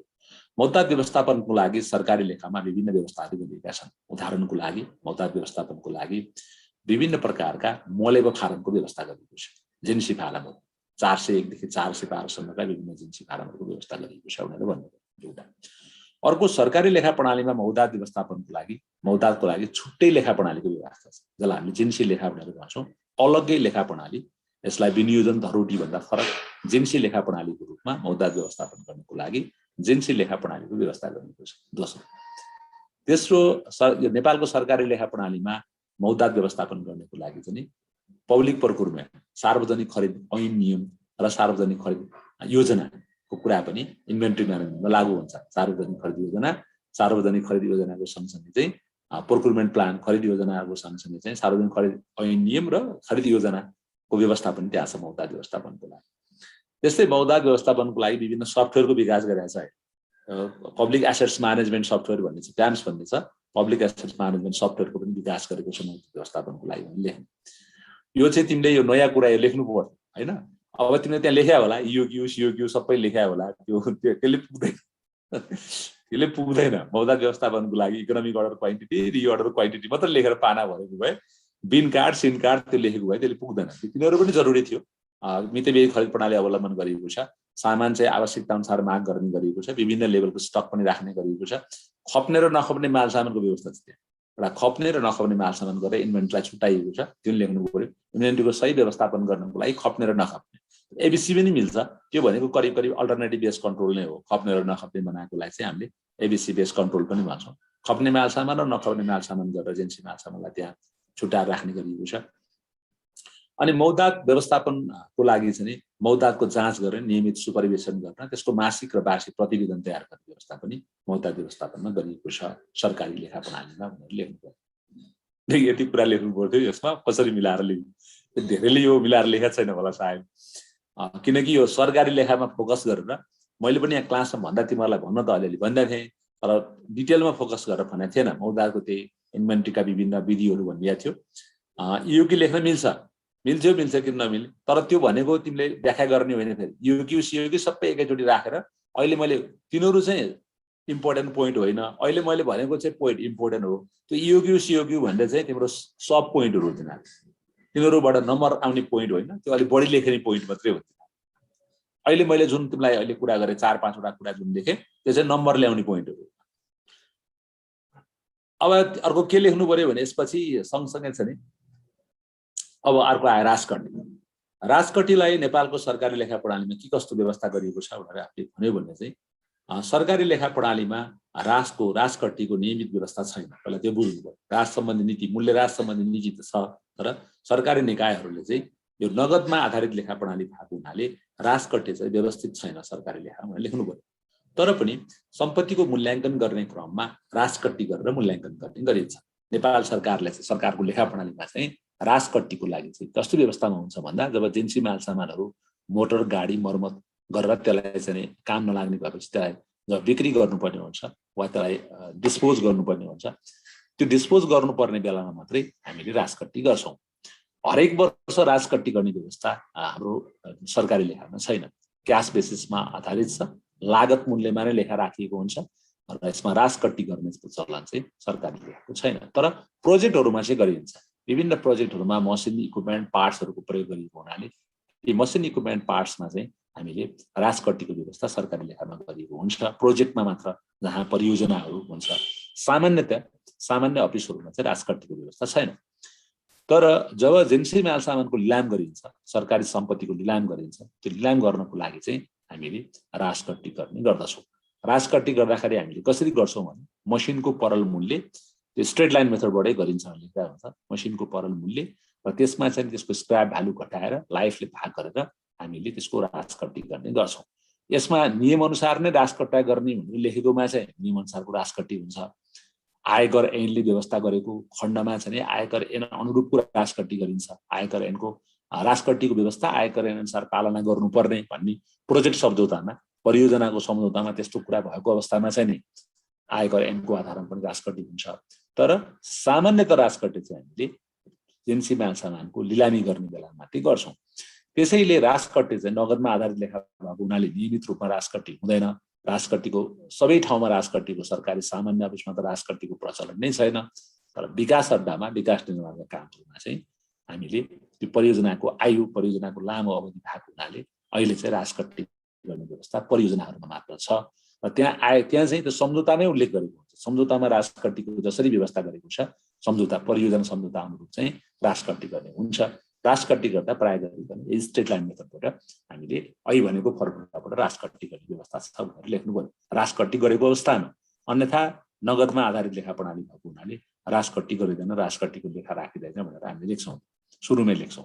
तर परियोजनाहरूमा अहिले विकास निर्माणका परियोजनाहरूमा विभिन्न प्रकारका सम्पत्तिको प्रयोग गर्ने हुनाले राजकट्टी हुन्छ र जिन्सी माल सामानको लिलाम गर्न पनि राजकट्टी गरेर मूल्याङ्कन गरेर मात्रै बिक्री गर्न पनि हुन्छ। यस्तो चाहिँ राजकट्टी प्रयोजनको लागि परियोजनामा चाहिँ आयकर ऐन अनुसार आयकर ऐनमा राजको जुन व्यवस्था गरेको छ ऐनमा कर ऐनमा त्यो अनुसार गरिन्छ भने जिन्सी माल सामान सम्पत्ति लिलाम गर्ने बेलामा स्ट्रेट लाइन मेथडबाट त्यसलाई राजकट्टी गरेर उसको मूल्याङ्कन गरेर मात्र जिन्सी माल सामानको बिक्री गर्नेसम्म जान्छ लेख्नु पर्यो। यसरी मौद्दात व्यवस्थापन र राजकट्टीलाई नेपालको सरकारी लेखा मौद्दात व्यवस्थापन सरकारी लेखा प्रणाली व्यवस्थित छ, राजकट्टी चाहिँ पूर्ण रूपमा व्यवस्थित भएको छैन। त्यसैले आगामी दिनमा सरकारी लेखामा राजकट्टीलाई व्यवस्थित गर्नेतिर पहल गर्नुपर्छ भन्ने हिसाबमा सुझाव दिएर कन्क्लुजन ल्याउनुपर्ने हुन्छ। यो चाहिँ नि अब यो 75% मान्छेले प्रश्नको उत्तर बिगारेको छ, 75% मान्छेले त पक्का बिगारेको छ। जहाँ भरिकोले नेपाल अधिराज्यभरिकै कुरा गर्नु यो सबैले मिलाएर लेखेको छैन। यसमा चाहिँ अलिअलि मिलाउने मान्छेको पनि नम्बर आउँछ, अलिअलि मात्रै मिलाउने। यो धेरैले त बुझेकै छैन। यो यतापट्टिको सरकारी लेखा प्रणाली जोड्दा बित्तिकै त्यसले बुझेकै छैन, धेरैले बुझेकै छैन। बुझ्नेले चाहिँ नि अलिक हल्का बुझ्नेले चाहिँ लेखेर यसलाई चाहिँ नि ठेगान लाएर उत्तर लेखेर पास गर्ने मान्छे त्यो हुन्छ। अब यसको उत्तर चाहिँ यसरी लेख्नु पर्थ्यो। अहिलेसम्म भनेको कुराको मैले भने अब 7 नम्बरको एउटा क्वेसन म तिमीलाई गरिदिन्छु हल्का हल्का खरखर्ती भन्दा पनि थाकिरहेको हुन्छु। अहिले स्वस्थ पनि त्यस्तै छ, तर भन्न चाहिँ म भनिदिन्छु, बिस्तारै बिस्तारै भन्छु सही भन्छु। अब यसमा चाहिँ हाम्रो त्यहाँ हेर तिमीले 3, 3.5 र 3.5 छ। यो 3 भागमा यो क्वेसन सोधेको छ। 7 नम्बरको कार्यालयको अभिलेख व्यवस्थापनमा फाइलिङ र अनुक्रमणिका भूमिका किन महत्त्वपूर्ण रहेको छ भन्ने उल्लेख गर्दै हैन, यहाँ तिमीले बुझ्न सक्नु पर्यो। कार्यालयको अभिलेख व्यवस्थापनमा फाइलिङ र अनुक्रमणिका भूमिका किन महत्त्वपूर्ण रहेको छ उल्लेख गर्दै यसको लागि के कस्तो फाइलिङ र अनुक्रमणिका विधिहरू अपनाउन सकिन्छ भनेपछि यो फाइलिङको विधि 3.5, अनुक्रमणिकाको विधि 3.5। तिम्रो अनुक्रमणिकाको विधि र फाइलिङको विधि छ नि 3.5 3.5 भयो भने अभिलेख व्यवस्थापनमा फाइलिङ र अनुक्रमणिकाको भूमिका चाहिँ नि 3 नम्बर भयो भनेपछि पछाडिको प्रश्नको उत्तर धेरै, अगाडिको प्रश्नको उत्तर कम गरेर तिमीले लेख्नुपर्ने हुन्छ। अब यसलाई के पनि लेख्नु पर्यो भन्दाखेरि चाहिँ अभिलेख व्यवस्थापन, अभिलेखलाई कार्यालयको मेमोरीको रूपमा लिइन्छ। Records, office records are the memory of the office भनेर एउटा इन्भर्टेड कमा लेखेर तिमीले सुरुमै त्यो इन्भर्टेड कमामा यसरी लेख्यौ भने चाहिँ यसको महत्त्व चाहिँ त्यो एउटा इन्भर्टेड कमाले आउँछ है। इन्स्टिट्युसनल मेमोरी र संस्थागत सम्झना र संस्थागत निर्णय योजनाको मुख्य आधार नै अभिलेख व्यवस्थापन हो। त्यसैले कार्यालयमा अभिलेख व्यवस्थापन, कार्यालयको अभिलेख व्यवस्थापनमा फाइलिङ र अनुक्रमणिका महत्त्वपूर्ण छ भने लेख। रेकर्ड म्यानेजमेन्ट कार्यालयको इन्स्टिट्युसनल मेमोरीको रूपमा रहन्छ। रेकर्ड म्यानेजमेन्ट इन्स्टिट्युसन्सको लिगल आधार हो र संस्थाको चाहिँ तथ्याङ्कहरूको महत्त्वपूर्ण आधार हो। नीति योजना बनाउनको लागि मुख्य आधार हो अभिलेख व्यवस्थापन। त्यसैले अभिलेख व्यवस्थापन संस्थाको लागि महत्त्वपूर्ण आधारको रूपमा लिइन्छ र यो अभिलेख व्यवस्थापनमा फाइलिङ र अनुक्रमणिकाको भूमिका छ। फाइलिङ र अनुक्रमणिकाको भूमिका कार्यालयको अभिलेख व्यवस्थापनमा निम्न अनुसार उल्लेख गर्न सकिन्छ र बुदागत रूपमा पनि लेख्न सकिन्छ। विशेष एउटै पोइन्टमा लेख्ने भयो, फाइलिङको छुट्टै अनुक्रमणिकाको भूमिका छुट्टै लेख्ने एउटैमा लेख्ने। विशेष गरिकन फाइलिङ र अनुक्रमणिकाले कार्यालयको अभिलेखको लागि सहजै अभिलेख पत्ता लगाउन सकिने, सहजै थाहा पाउन सकिने, सहजै त्यसलाई देख्न सकिने, सहजै प्रमाण कागजहरू उपलब्ध गराउन सक्ने, दिन सक्ने, क्विकली खोज्न सक्ने, भेटाउन सक्ने चाहिँ अवस्था यिनीहरूले सिर्जना गर्छन् फाइलिङ र अनुक्रमणिकाले। त्यस कारणले महत्त्वपूर्ण छ एउटा। अर्को अभिलेखको चाहिँ व्यवस्थित ढङ्गबाट, अभिलेखको व्यवस्थित ढङ्गबाट यिनीहरूले संरक्षण गर्दछन्। अभिलेखको संरक्षण गर्ने, सम्वर्धन गर्ने र अभिलेखलाई चाहिँ सुरक्षित राख्ने काम चाहिँ फाइलिङ र अनुक्रमणिकाबाट हुन्छ। त्यस कारणले महत्त्वपूर्ण छ। अर्को फाइलिङ र अनुक्रमणिकाले चाहिँ कार्यालयको अभिलेखलाई चाहिँ अप टु डेट बनाउँछ। जुन बेलामा जे चाहिने हो जस्तो किसिमको छ अप टु डेट, एकदम अप टु डेट चाहिँ कार्यालय अभिलेखलाई अप टु डेट बनाउने काम चाहिँ फाइलिङ र अनुक्रमणिकाले गर्छन्। त्यस कारणले महत्त्व छ। अर्को कार्यालयको अभिलेख व्यवस्थापनमा फाइलिङ र अनुक्रमणिकाको महत्त्वलाई हामीले चाहिँ कम्युनिकेसन, अफिसियल कम्युनिकेसनको रूपमा पनि बुझ्न सक्छौँ। फाइलिङ र अनुक्रमणिकाले अभिलेखको कम्युनिकेसनको काम पनि गर्छ, सञ्चारको काम पनि गर्छ अभिलेखको। अर्को भूमिका किन छ भन्दाखेरि चाहिँ फाइलिङ र अनुक्रमणिकाकै आधारबाट चाहिँ अभिलेख चाहिँ ठिक हुन्छन्, दुरुस्त हुन्छन्, चुस्त हुन्छन्, दुरुस्त हुन्छन् र सँगसँगै चाहिँ अभिलेख चाहिँ खोजेको बेलामा भेटिने र अभिलेखहरू चाहिँ प्रमाणिक हुन्छन्, एकदम एभिडेन्स बेस, अर्थात् सही ढङ्गले चाहिँ प्रमाणित गरिएको अभिलेखहरू चाहिँ फाइलिङ र अनुक्रमणले दिन्छ। रिलेभेन्स अभिलेख मात्र यिनीहरूले दिन्छन्, सान्दर्भिक अभिलेखहरू मात्र दिएर निर्णय गर्न, योजना बनाउन सजिलो बनाउने र अभिलेख व्यवस्थापनलाई चाहिँ मितव्ययी बनाउने, अभिलेख व्यवस्थापनलाई स्मार्ट बनाउने, अभिलेख व्यवस्थापनलाई चाहिँ समय सापेक्ष गतिशील बनाउने, आधुनिक बनाउने काम चाहिँ यो फाइलिङ र अनुक्रमणबाट हुन्छ। यस्तो भूमिका चाहिँ यिनीहरूले निर्वाह गर्छन् र अहिले मैले भने जस्तो पोइन्टहरू तिमीले लेख्नु पर्यो है। त्यो अलिकति किताबको मात्र लेखेर हुँदैन, किताबभन्दा अलिक फरक तरिका लेख्नुपर्ने हुन्छ। किताबको मात्रै पोइन्टहरू लेख्दा अलि पुग्दैन कि यो, अलिकति मैले अलि भने जस्तो फरक बनाएर लेख्नुपर्छ। अब फाइलिङ र अनुक्रमणिका विधिहरू चाहिँ किताबले लेख्दै हुन्छ। फाइलिङ र अनुक्रमणिकाका विधिहरू भन्दा फाइलिङका विभिन्न विधिहरू छन् होइन, तिमीले लेख्न सक्छौ। अल्फाबेटिकल फाइलिङ, भोएबल फाइलिङ, जे लेखे नै हुन्छ होइन। जियोग्राफिकल फाइलिङ तिमीले कसरी जानेछौ त्यो फाइलिङको विधि चाहिँ त्यो लेख्ने हो फेरि है। तिमीले यो अल्फाबेटिकलदेखि लिएर सबै कुराहरू त्यो तिमीले लेख्न सक्छौ भने अनुक्रमणिकाको पनि सेमै छ।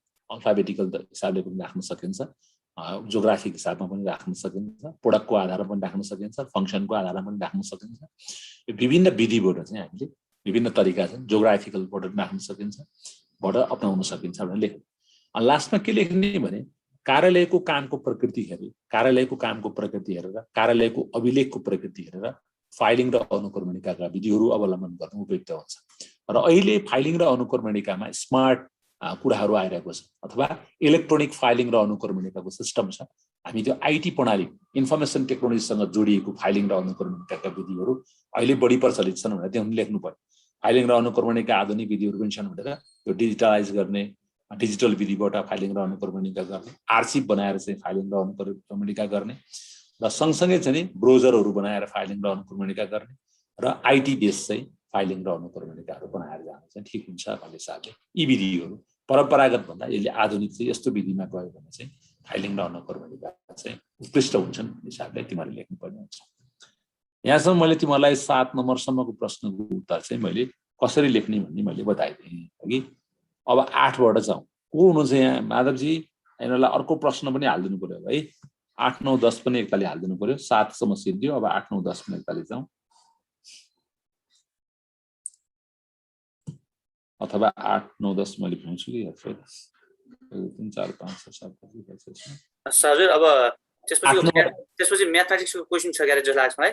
त्यो छोड्दिनु, म्याथ चाहिँ यो सेकेन्ड पेपरको गर्नुपर्छ कि हजुर? हुन्छ हुन्छ, ल आइहाल्यो।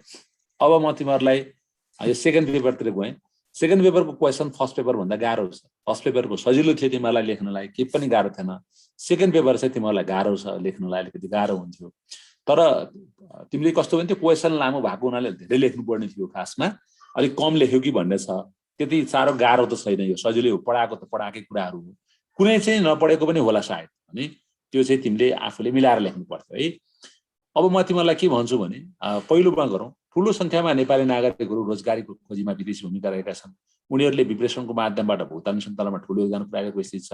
तपाईँको विचारमा नेपालको विप्रेषणमा अत्यधिक निर्भरता कति युक्त छ? दीर्घकालीन विप्रेषणको विकल्पको रूपमा के गर्नु पर्ला? दुईटा मात्रै हो। एउटा विप्रेषणको अत्यधिक निर्भरता कति युक्त छ भनेको लेख्नु पर्यो तिमीले प्रश्नको उत्तर। अर्को दिगो विकल्प चाहिँ के हो त विप्रेषणको भन्ने लेख्नु पर्यो। दुईटा मात्रै प्रश्न हो तिमीले। माथिको तिमीले केही त्यो दिमागमा राख्नै पर्दैन। जुन उनीहरूले विप्रेषणको माध्यमबाट भुक्तानी सञ्चालनमा ठुलो योगदान पुर्याइरहेको स्थिति छ भन्नेलाई केही सुनै पर्दैन, त्यो केही पनि काम भन्छ, त्यतिकै दिएको भयो।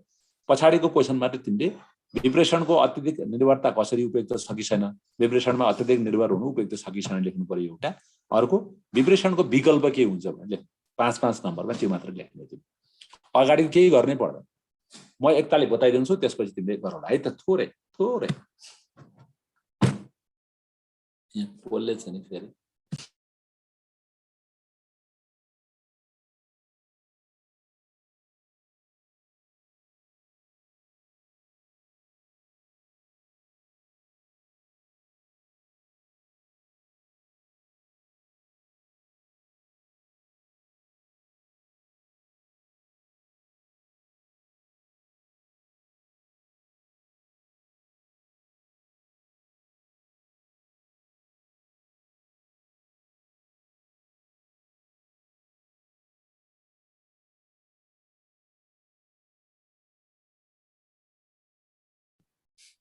एकतालि पानी पाउँदा सम्म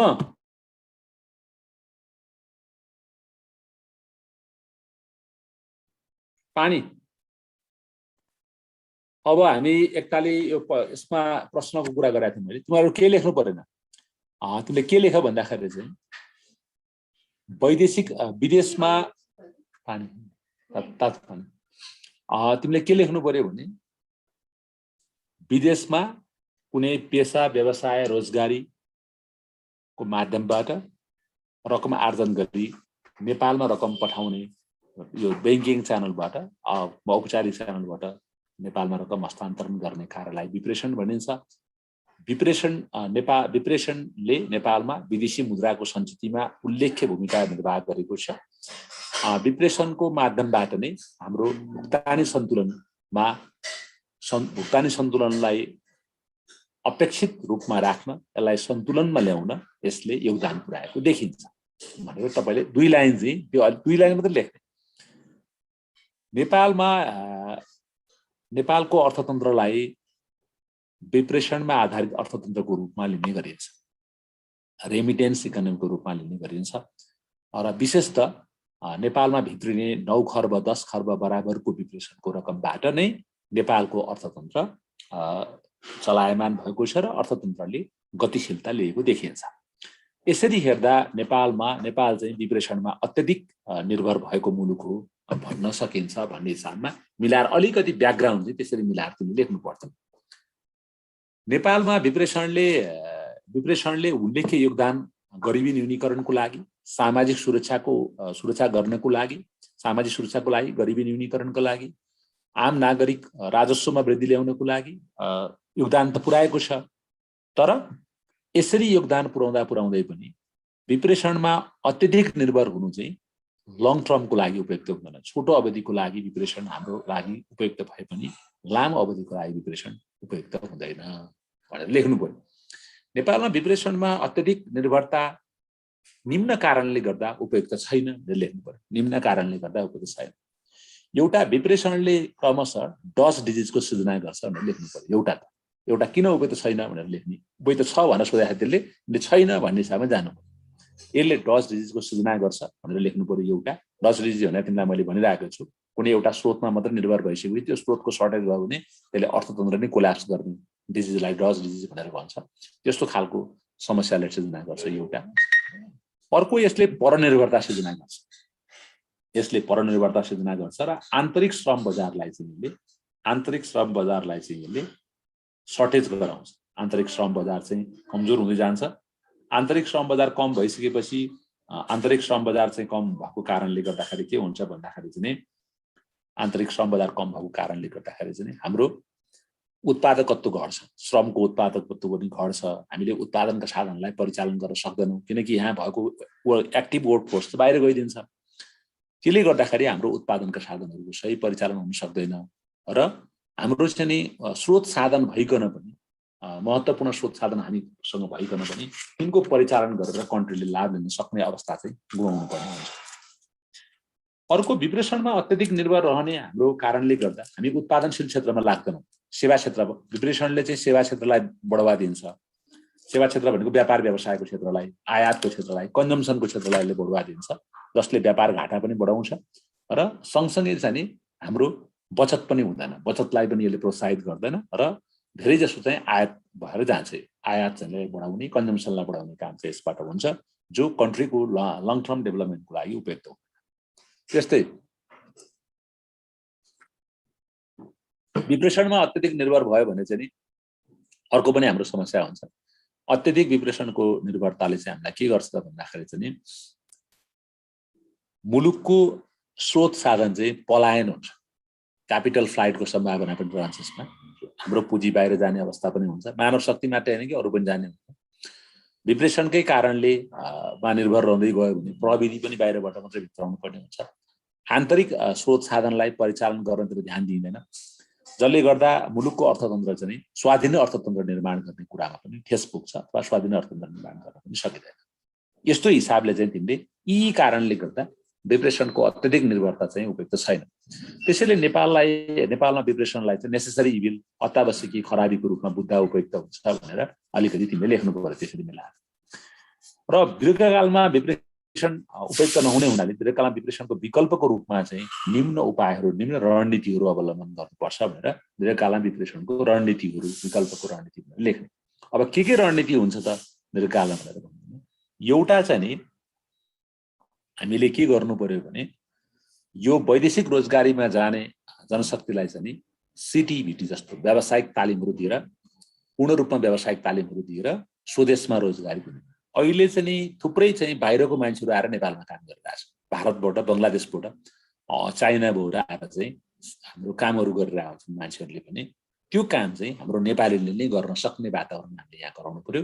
त्यसको लागि व्यावसायिक शिक्षाहरू दिने, टेक्निकल स्किल भएको एजुकेसनहरू दिने, टेक्निकल स्किलहरू दिने, तालिमहरू दिने, व्यावसायिक तालिम सिपमूलक तालिमहरू उपलब्ध गराएर बाहिरबाट आउने जुन श्रम शक्ति छ त्यसलाई सब्स्टिट्युट चाहिँ नेपाली श्रम शक्तिले गर्ने। डिप्रेसनलाई दीर्घकालीन डिप्रेसनको विकल्पको एउटा उपाय चाहिँ त्यो हो है। एउटा चाहिँ दोस्रो चाहिँ डिप्रेसनको विकल्प के हो त भनेर भन्यो भने चाहिँ दोस्रो रूपमा जाँदाखेरि चाहिँ हामीले चाहिँ मुलुकमै रोजगारी सृजना गर्नु पर्यो। हामीले चाहिँ इकोनोमीका की ड्राइभिङ सेक्टरहरूमा लगानी बढाएर उद्योगमा, कृषिमा, पर्यटनमा, म्यानुफ्याक्चरिङ इन्डस्ट्रीहरूमा, सेमिजहरूमा, व्यवसायमा लगानी बढाएर स्वदेशमै रोजगारीको अवसरहरू हामीले सृजना गर्नुपर्ने हुन्छ।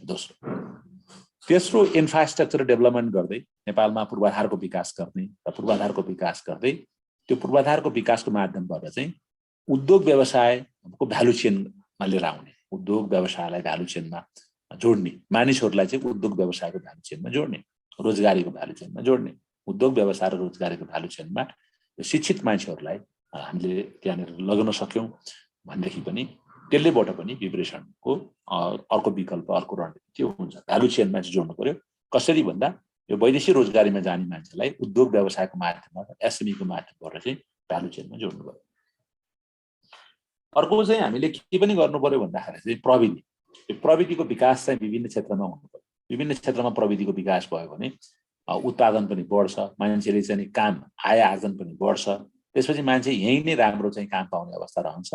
प्रविधिको राम्रो विकास हुँदै गयो, विकासको स्तर बढाउँदै गयो, पूर्वाधारको विकास हुँदै गयो भने यहीँ रोजगारी पाएर यहीँ बस्ने वातावरण मान्छेको बन्छ। राम्रो स्मार्ट सिटी बनाइयो, राम्रा सडकहरू बनाइयो, राम्रो चाहिँ एयरपोर्टहरू बनाइयो भने मान्छे बाहिर जान खोज्न पनि खोज्दैन, रोजगारी पनि दिइयो भने मान्छे बाहिर जाँदैन। त्यसले पनि सजिलो हुन्छ। अर्को सामाजिक सुरक्षाका कार्यक्रमहरू पनि प्रभावकारी रूपमा लानुपर्ने हुन्छ। वैदेशिक रोजगारीमा मान्छेहरू गएर फर्क्यो, यहाँ काम पाएन भने पनि सरकारले प्रधानमन्त्री रोजगारी कार्यक्रम मार्फत अथवा सामाजिक सुरक्षाका क्रियाकलापहरू मार्फत चाहिँ मानिसहरूलाई काम दिने व्यवस्था यही नै गर्नुपर्ने हुन्छ। त्यसो भयो भने पनि डिप्रेसनबाट आउने चाहिँ निर्भरता चाहिँ कम हुन्छ। र अर्को चाहिँ दीर्घकालीन डिप्रेसनको विकल्पको रूपमा चाहिँ हामीले अहिले भएको डेस्टिनेसन कन्ट्रीमा पनि परिवर्तन गर्नुपर्ने हुन्छ। हाम्रो चाहिँ मान्छेहरूलाई दक्ष बनाउने, स्केलफुल बनाउने र युरोप, अमेरिका जस्तो धेरै धेरै पैसा कमाउन सक्ने देशमा चाहिँ कन्सल्ट्यान्टको रूपमा चाहिँ हामीले उनीहरूलाई दिन सक्छौँ। अर्को चाहिँ डिप्रेसनको विकल्पको रूपमा चाहिँ हामीले आफ्नै देशमा कन्सल्ट्यान्ट उत्पादन गर्ने, परामर्शको रूपमा जाने पैसा पनि त्यसबाट जोगिन्छ। त्यसको माध्यमबाट पनि हामीले यसलाई राम्रो गर्न सक्छौँ दीर्घकालमा भनेर अहिले मैले भने जस्तो पोइन्टहरू लेख्नु पर्यो। यो अझ बढी लेख्नुपर्छ, मैले थोरै मात्र भनेको छु, यस्तै कुरा मिलाएर तिमीहरू लेख्ने। त्यसो भएपछि सजिलो हुन्छ है। अब आर्थिक विकास भनेको के हो, आर्थिक विकासमा के कस्ता चुनौती छन् भने त मैले लेखिदिएको छु। आर्थिक विकास भन्नाले हामीले केलाई बुझ्छौँ त भन्दा मानिसहरूको लिभिङ स्ट्यान्डर्डको विकास, जीवनको स्तरीयताको विकास, जीवनमा छनौटको विकासलाई नै आर्थिक विकास भनेर बुझिन्छ। आर्थिक विकास बहुआयामिक विषय हो। यस अन्तर्गत सामाजिक विकास, सांस्कृतिक विकास, त्यसपछि गएर प्राविधिक विकास, जैविक विकास, दिगो विकास जस्ता बहुआयामिक विषयहरू आर्थिक विकास अन्तर्गत पर्दछन् भनेर तिमीले लेख्ने। आर्थिक विकासलाई हामीले चाहिँ मुलुकको समृद्धि र प्रगतिको सङ्केतको रूपमा पनि हामीले आर्थिक विकासलाई बोल्ने गर्छौँ। मुलुकलाई गतिशील बनाउने आधार पनि आर्थिक विकास हो भनेर हामीले त्यहाँनिर लेख्न सक्छौँ। 2 नम्बर, नेपालको आर्थिक विकासमा विभिन्न चुनौतीहरू रहेका छन् भनेर भनेको छ। विभिन्न चुनौती यो वर्णन गर्नुहोस् भन्दा बित्तिकै पोइन्ट लेखेर भएन। चुनौती के हो त आर्थिक विकासको भन्यो भने नेपालको आर्थिक विकासको पहिलो चुनौती हो, हाम्रो सुरुको चुनौती हो गरिबी र बेरोजगारी। नेपालको आर्थिक विकासमा गरिबी र बेरोजगारी ठुलो चुनौतीको रूपमा रहेको छ। गरिबी यति % छ भने लेख्नु पर्यो। 17.8% गरिबी छ, 18.7% चाहिँ बहुआयामिक गरिबी छ। निरपेक्ष गरिबीको रेखा मुनिको जनसङ्ख्या चाहिँ यो अवस्थामा छ भनेर लेख्नु पर्यो। अनि त्यसपछि गएर गरिबी फेरि प्रदेशगत रूपमा, जात जाति क्षेत्रगत दरमा पनि फरक छ भनेर लेख्नु पर्यो। र बेरोजगारी चाहिँ हाम्रो अहिले 11.4% मात्रै मान्छेहरू चाहिँ बेरोजगार देखिन्छ भनेर तथ्याङ्क विभागले भनेको छ। तर शिक्षित बेरोजगारीहरू ठुलो मात्रामा शिक्षित बेरोजगार चाहिँ मान्छेहरू नेपालमा छ। त्यो चाहिँ हाम्रो विकासको लागि ठुलो चुनौती हो लेख्नु पर्यो। यो चाहिँ व्याख्या गरेर लेख्नु, यो वर्णन गर्नुहोस् भन्दा बित्तिकै तिमीले पोइन्ट लेखेर हुँदैन है। यो लक्ष्मी अर्यालले नसोध ल, अहिले चाहिँ मलाई यहाँ के नसोध तिमीहरूले यहाँ अहिले यहाँ लक्ष्मी लेखा परीक्षण कार्यलाई प्रभावकारी बनाउन के कस्ता उपाय अप्नाउन सकिन्छ सुधार भन्ने लास्टमा भन्दिनँ अलि भन्छ। आज म भन्दिनँ बा लक्ष्मी अर्याल, यो आज यहाँ तिम्रो यो क्वेसनै भन्न मलाई 12 वर्ष है, त्यो अर्को दिनै भन्ने होला। त अब यसपछि चाहिँ के बुझ्नु पर्यो भन्दाखेरि चुनौतीमा तिमीले अरू कुरा पनि लेख्नु पर्यो। गरिबी बेरोजगारी भयो, अर्को असमानता चाहिँ अहिले गिनी सूचाङ्क छ 0.32, त्यो पनि लेख्नु पर्यो। त्यो सहित लेख्नुपर्ने हुन्छ। असमानता अर्को हो।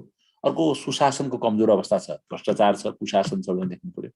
अर्को विकास आयोजनाहरू समयमै कार्यान्वयन हुँदैनन्। हामीसँग रूपान्तरणकारी आयोजनाहरू छ, राष्ट्रिय गौरवको आयोजनाहरू छ, त्यो समयमा कार्यान्वयन हुँदैन। त्यो कार्यान्वयन नभएर पनि कमजोर अवस्था छ। पूर्वाधारको अवस्था कमजोर छ, त्यसले पनि आर्थिक विकासमा चुनौती सिर्जना गरेको छ। अर्को आर्थिक विकासमा चुनौती भनेको पुँजी, ठुलो मात्रामा पुँजी परिचालन गर्न सकेको छैन। पुँजी निर्माण कमजोर छ, बचत कमजोर छ, लगानी कमजोर छ, त्यो पनि हाम्रो आर्थिक विकासको हो। अर्को माइन्डसेट, नेपालीहरूको आफ्नो माइन्डसेट पनि हाम्रो नकारात्मक माइन्डसेट छ। पोलिसी स्टेबिलिटी छैन, नीतिगत अस्थिरताहरू छन् भन्ने हिसाबमा यस्तो पोइन्टहरू बनाएर व्याख्या गर्नु पर्यो। यो हरेक पोइन्टको व्याख्या गरेर यस्ता चुनौती छन् भनेर तिमीले लेख्न सक्छौ। यो चुनौती पोइन्टमा मैले पहिला पनि भनिदिएको छु, त्यस कारणले यो लेखाइदिए पनि छ, त्यो त्यति गाह्रो नहोला जस्तो लाग्छ मलाई।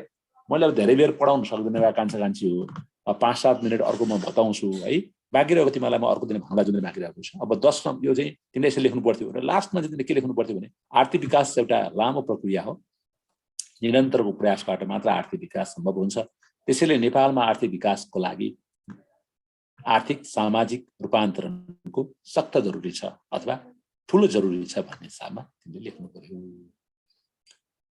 कन्क्लुजन चाहिन्छ, त्यहाँ कन्क्लुजन पनि चाहिन्छ। अर्को नेपालको विकासका लागि विश्व बैंक, अन्तर्राष्ट्रिय मुद्रा कोष र एसियाली विकास बैंकको भूमिकाको विवेचना गर्नुहोस् भनेर तिमीले लेखेको छ। यसको चाहिँ पोइन्ट, यसको चाहिँ म मुद्दागत रूपमा भनिदिन्छु अहिले। नेपालको विकासका लागि अन्तर्राष्ट्रिय निकायहरूको विशेष योगदान रहेको छ। विशेष गरिकन अन्तर्राष्ट्रिय साझेदारीको माध्यमबाट मुलुकको आर्थिक सामाजिक विकास गर्नको लागि विश्व बैंक, अन्तर्राष्ट्रिय मुद्रा कोष र एसियाली विकास बैंकको भूमिका उल्लेख रहेको छ। यी तीनवटा संस्थाको भूमिकालाई निम्न बुदामा उल्लेख गर्न, निम्न रूपमा व्याख्या गर्न सकिन्छ भनेर पहिला विश्व बैंक लेख्यो। विश्व बैंकलाई हामीले 5वटा संस्थाको समूहको रूपमा बुझ्छौँ। यो 5वटै संस्थाको समूहबाट नेपालमा लामो अवधिको लागि आवश्यक पर्ने ऋण, वैदेशिक अनुदानमा सहायता उपलब्ध गराई हाम्रो आर्थिक विकासमा, सामाजिक विकासमा विश्व बैंकले योगदान पुर्याएको छ। नेपाल विश्व बैंकको सदस्य राष्ट्रको हैसियतले विश्व बैंकबाट ऋण र ऋण अनुदान, प्राविधिक सहायता प्राप्त गर्दछ। यस्तो ऋण अनुदान र प्राविधिक सहायता मुलुकको विभिन्न ठुला प्रोजेक्टहरूमा, मेगा प्रोजेक्टहरूमा, ठुला प्रोजेक्टहरूमा, पार्टनरसिपका प्रोजेक्टहरूमा, यस्तो प्रोजेक्टहरूमा आवश्यक पर्ने ऋण सहायता, अनुदान सहायता, प्राविधिक सहायता विश्व बैंकबाट उपलब्ध हुँदै आएको छ। हाल विश्व बैंकले विशेषतः वित्तीय क्षेत्रको विकासमा, वित्तीय क्षेत्रको स्थायित्वमा, वित्तीय पहुँचमा, वित्तीय समावेशिताको अभिवृद्धिमा विश्व बैंकको सहयोग रहेको छ। त्यस्तै विश्व बैंकले ठुला परियोजनाहरूमा, विशेष गरिकन हाइड्रो पावरको परियोजनाहरू, सामाजिक विकाससँग सम्बन्धित शिक्षा, स्वास्थ्य क्षेत्रका परियोजनाहरूमा विश्व बैंकको उल्लेख्य योगदान रहेको छ। विश्व बैंकबाट प्राप्त हुने सहायताबाट नै मुलुकको विकासमा योगदान पुगेको छ भन्ने हिसाबमा तिमीले लेख्न सक्छौ। त्यसपछि आइएमएफले, अन्तर्राष्ट्रिय मुद्रा कोषले नेपालको भुक्तानी सन्तुलन कायम गर्न, विदेशी मुद्राको संस्कृतिलाई प्रभावकारी बनाउन, विदेशी मुद्राको आपूर्ति गराउन, एक्सपोर्ट इम्पोर्टका लागि आवश्यक पर्ने विदेशी मुद्राको उपलब्ध गराउन, बैंक वित्तीय संस्थाहरूको पहुँच अभिवृद्धि गर्न, वित्तीय साक्षरता प्रवर्धन गर्न, नेपाल राष्ट्र बैंकको सुपरिवेशन कपासिटी बढाउन, यसको नियमन क्षमतालाई विकास गर्नको लागि इन्टरनेसनल मोनिटरी फन्डको उल्लेख्य योगदान रहेको छ। इन्टरनेसनल मोनिटरी फन्डको सदस्य राष्ट्रको हैसियतले नेपाल राष्ट्र बैंकले इन्टरनेसनल मोनिटरी फन्डबाट कपासिटी डेभलपमेन्टका कुराहरूमा ठुलो सहयोग पाइरहेको छ भने विभिन्न टेक्निकल सपोर्टको लागि तालिमहरू इन्टरनेसनल मोनिटरी फन्डले अर्थ मन्त्रालय योजना आयोग र राष्ट्र बैंकका कर्मचारीहरूलाई विभिन्न प्रकारको टेक्निकल सपोर्टहरू, तालिमहरू दिएर क्षमता विकासमा पनि योगदान पुर्याएको छ। आइएमएफले पछिल्लो समयमा ब्याज अनुदानको प्रभावकारी भयो कि भएन बैंक वित्तीय संस्थाहरूले दिइरहेको क्रेडिट कसरी परिचालन भइरहेको छ भन्ने कुरामा अध्ययन अनुसन्धानहरू पनि गरेर हामीलाई योगदान पुर्याएको छ र सँगसँगै नेपालको आर्थिक अवस्थाको प्रक्षेपण गरेर त्यसको जानकारी दिने कामहरू पनि international monetary fund world bank जस्ता संस्थाहरूबाट भइरहेको छ। इन्टरनेसनल मोनिटरी फन्डले नेपालको अपडेट मन्थली अपडेट चाहिँ इकोनोमीको अवस्थाको अपडेट चाहिँ दिइरहेको हुन्छ। त्यसबाट पनि इकोनोमीको आँकडाहरू थाहा पाउन सकिन्छ।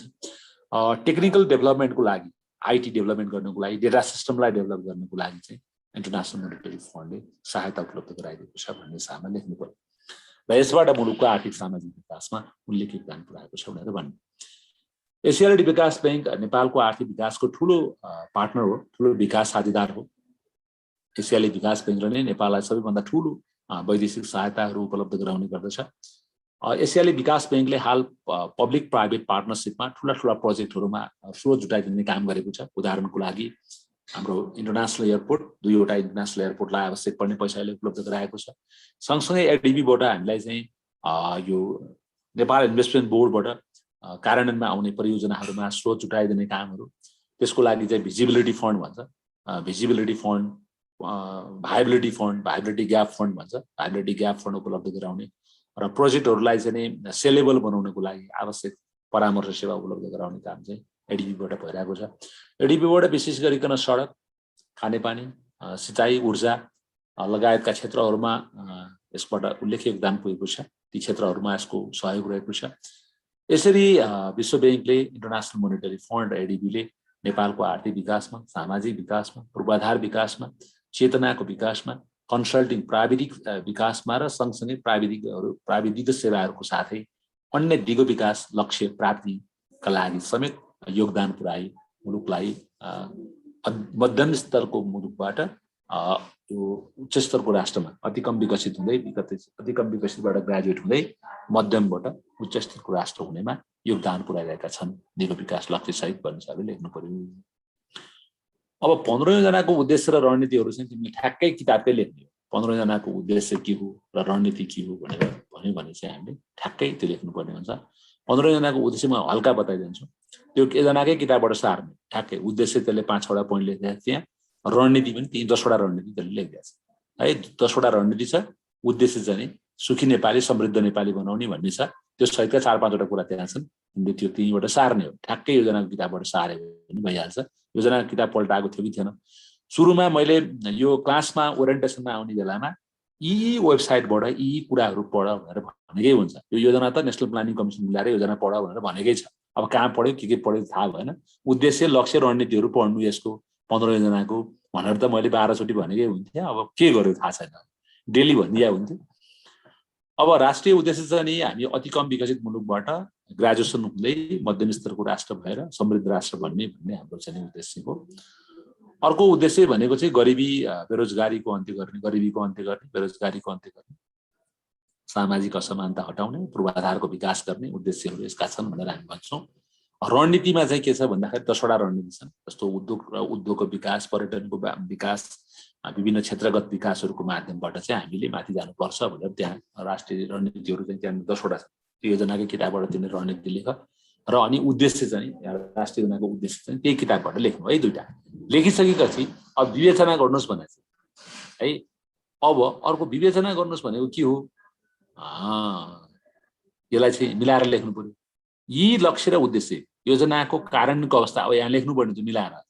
15 जनाको राष्ट्रिय उद्देश्य र राष्ट्रिय रणनीतिहरू सान्दर्भिक, समय सापेक्ष र मुलुकको लागि उपयुक्त, मुलुकको विकासको लागि उपयुक्त हुँदा हुँदै पनि यी लक्ष्य, उद्देश्य, रणनीतिहरू कार्यान्वयन गर्नको लागि ठोस आधार चाहिँ अहिले बनेको छैन।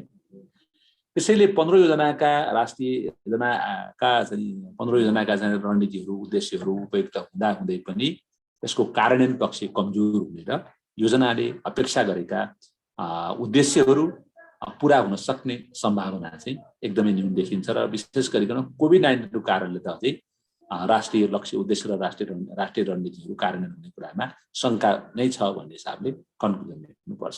विवेचना चाहिँ त्यसरी गर्ने हो है।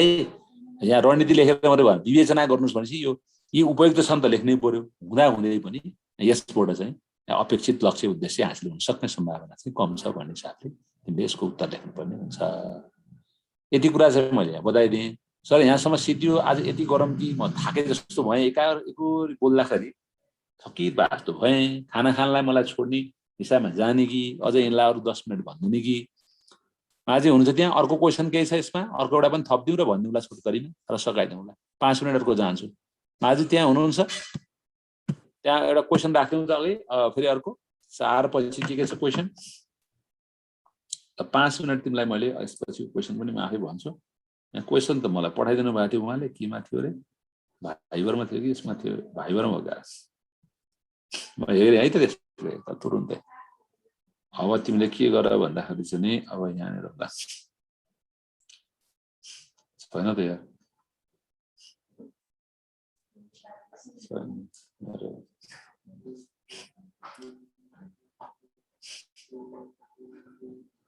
हो आयो आयो।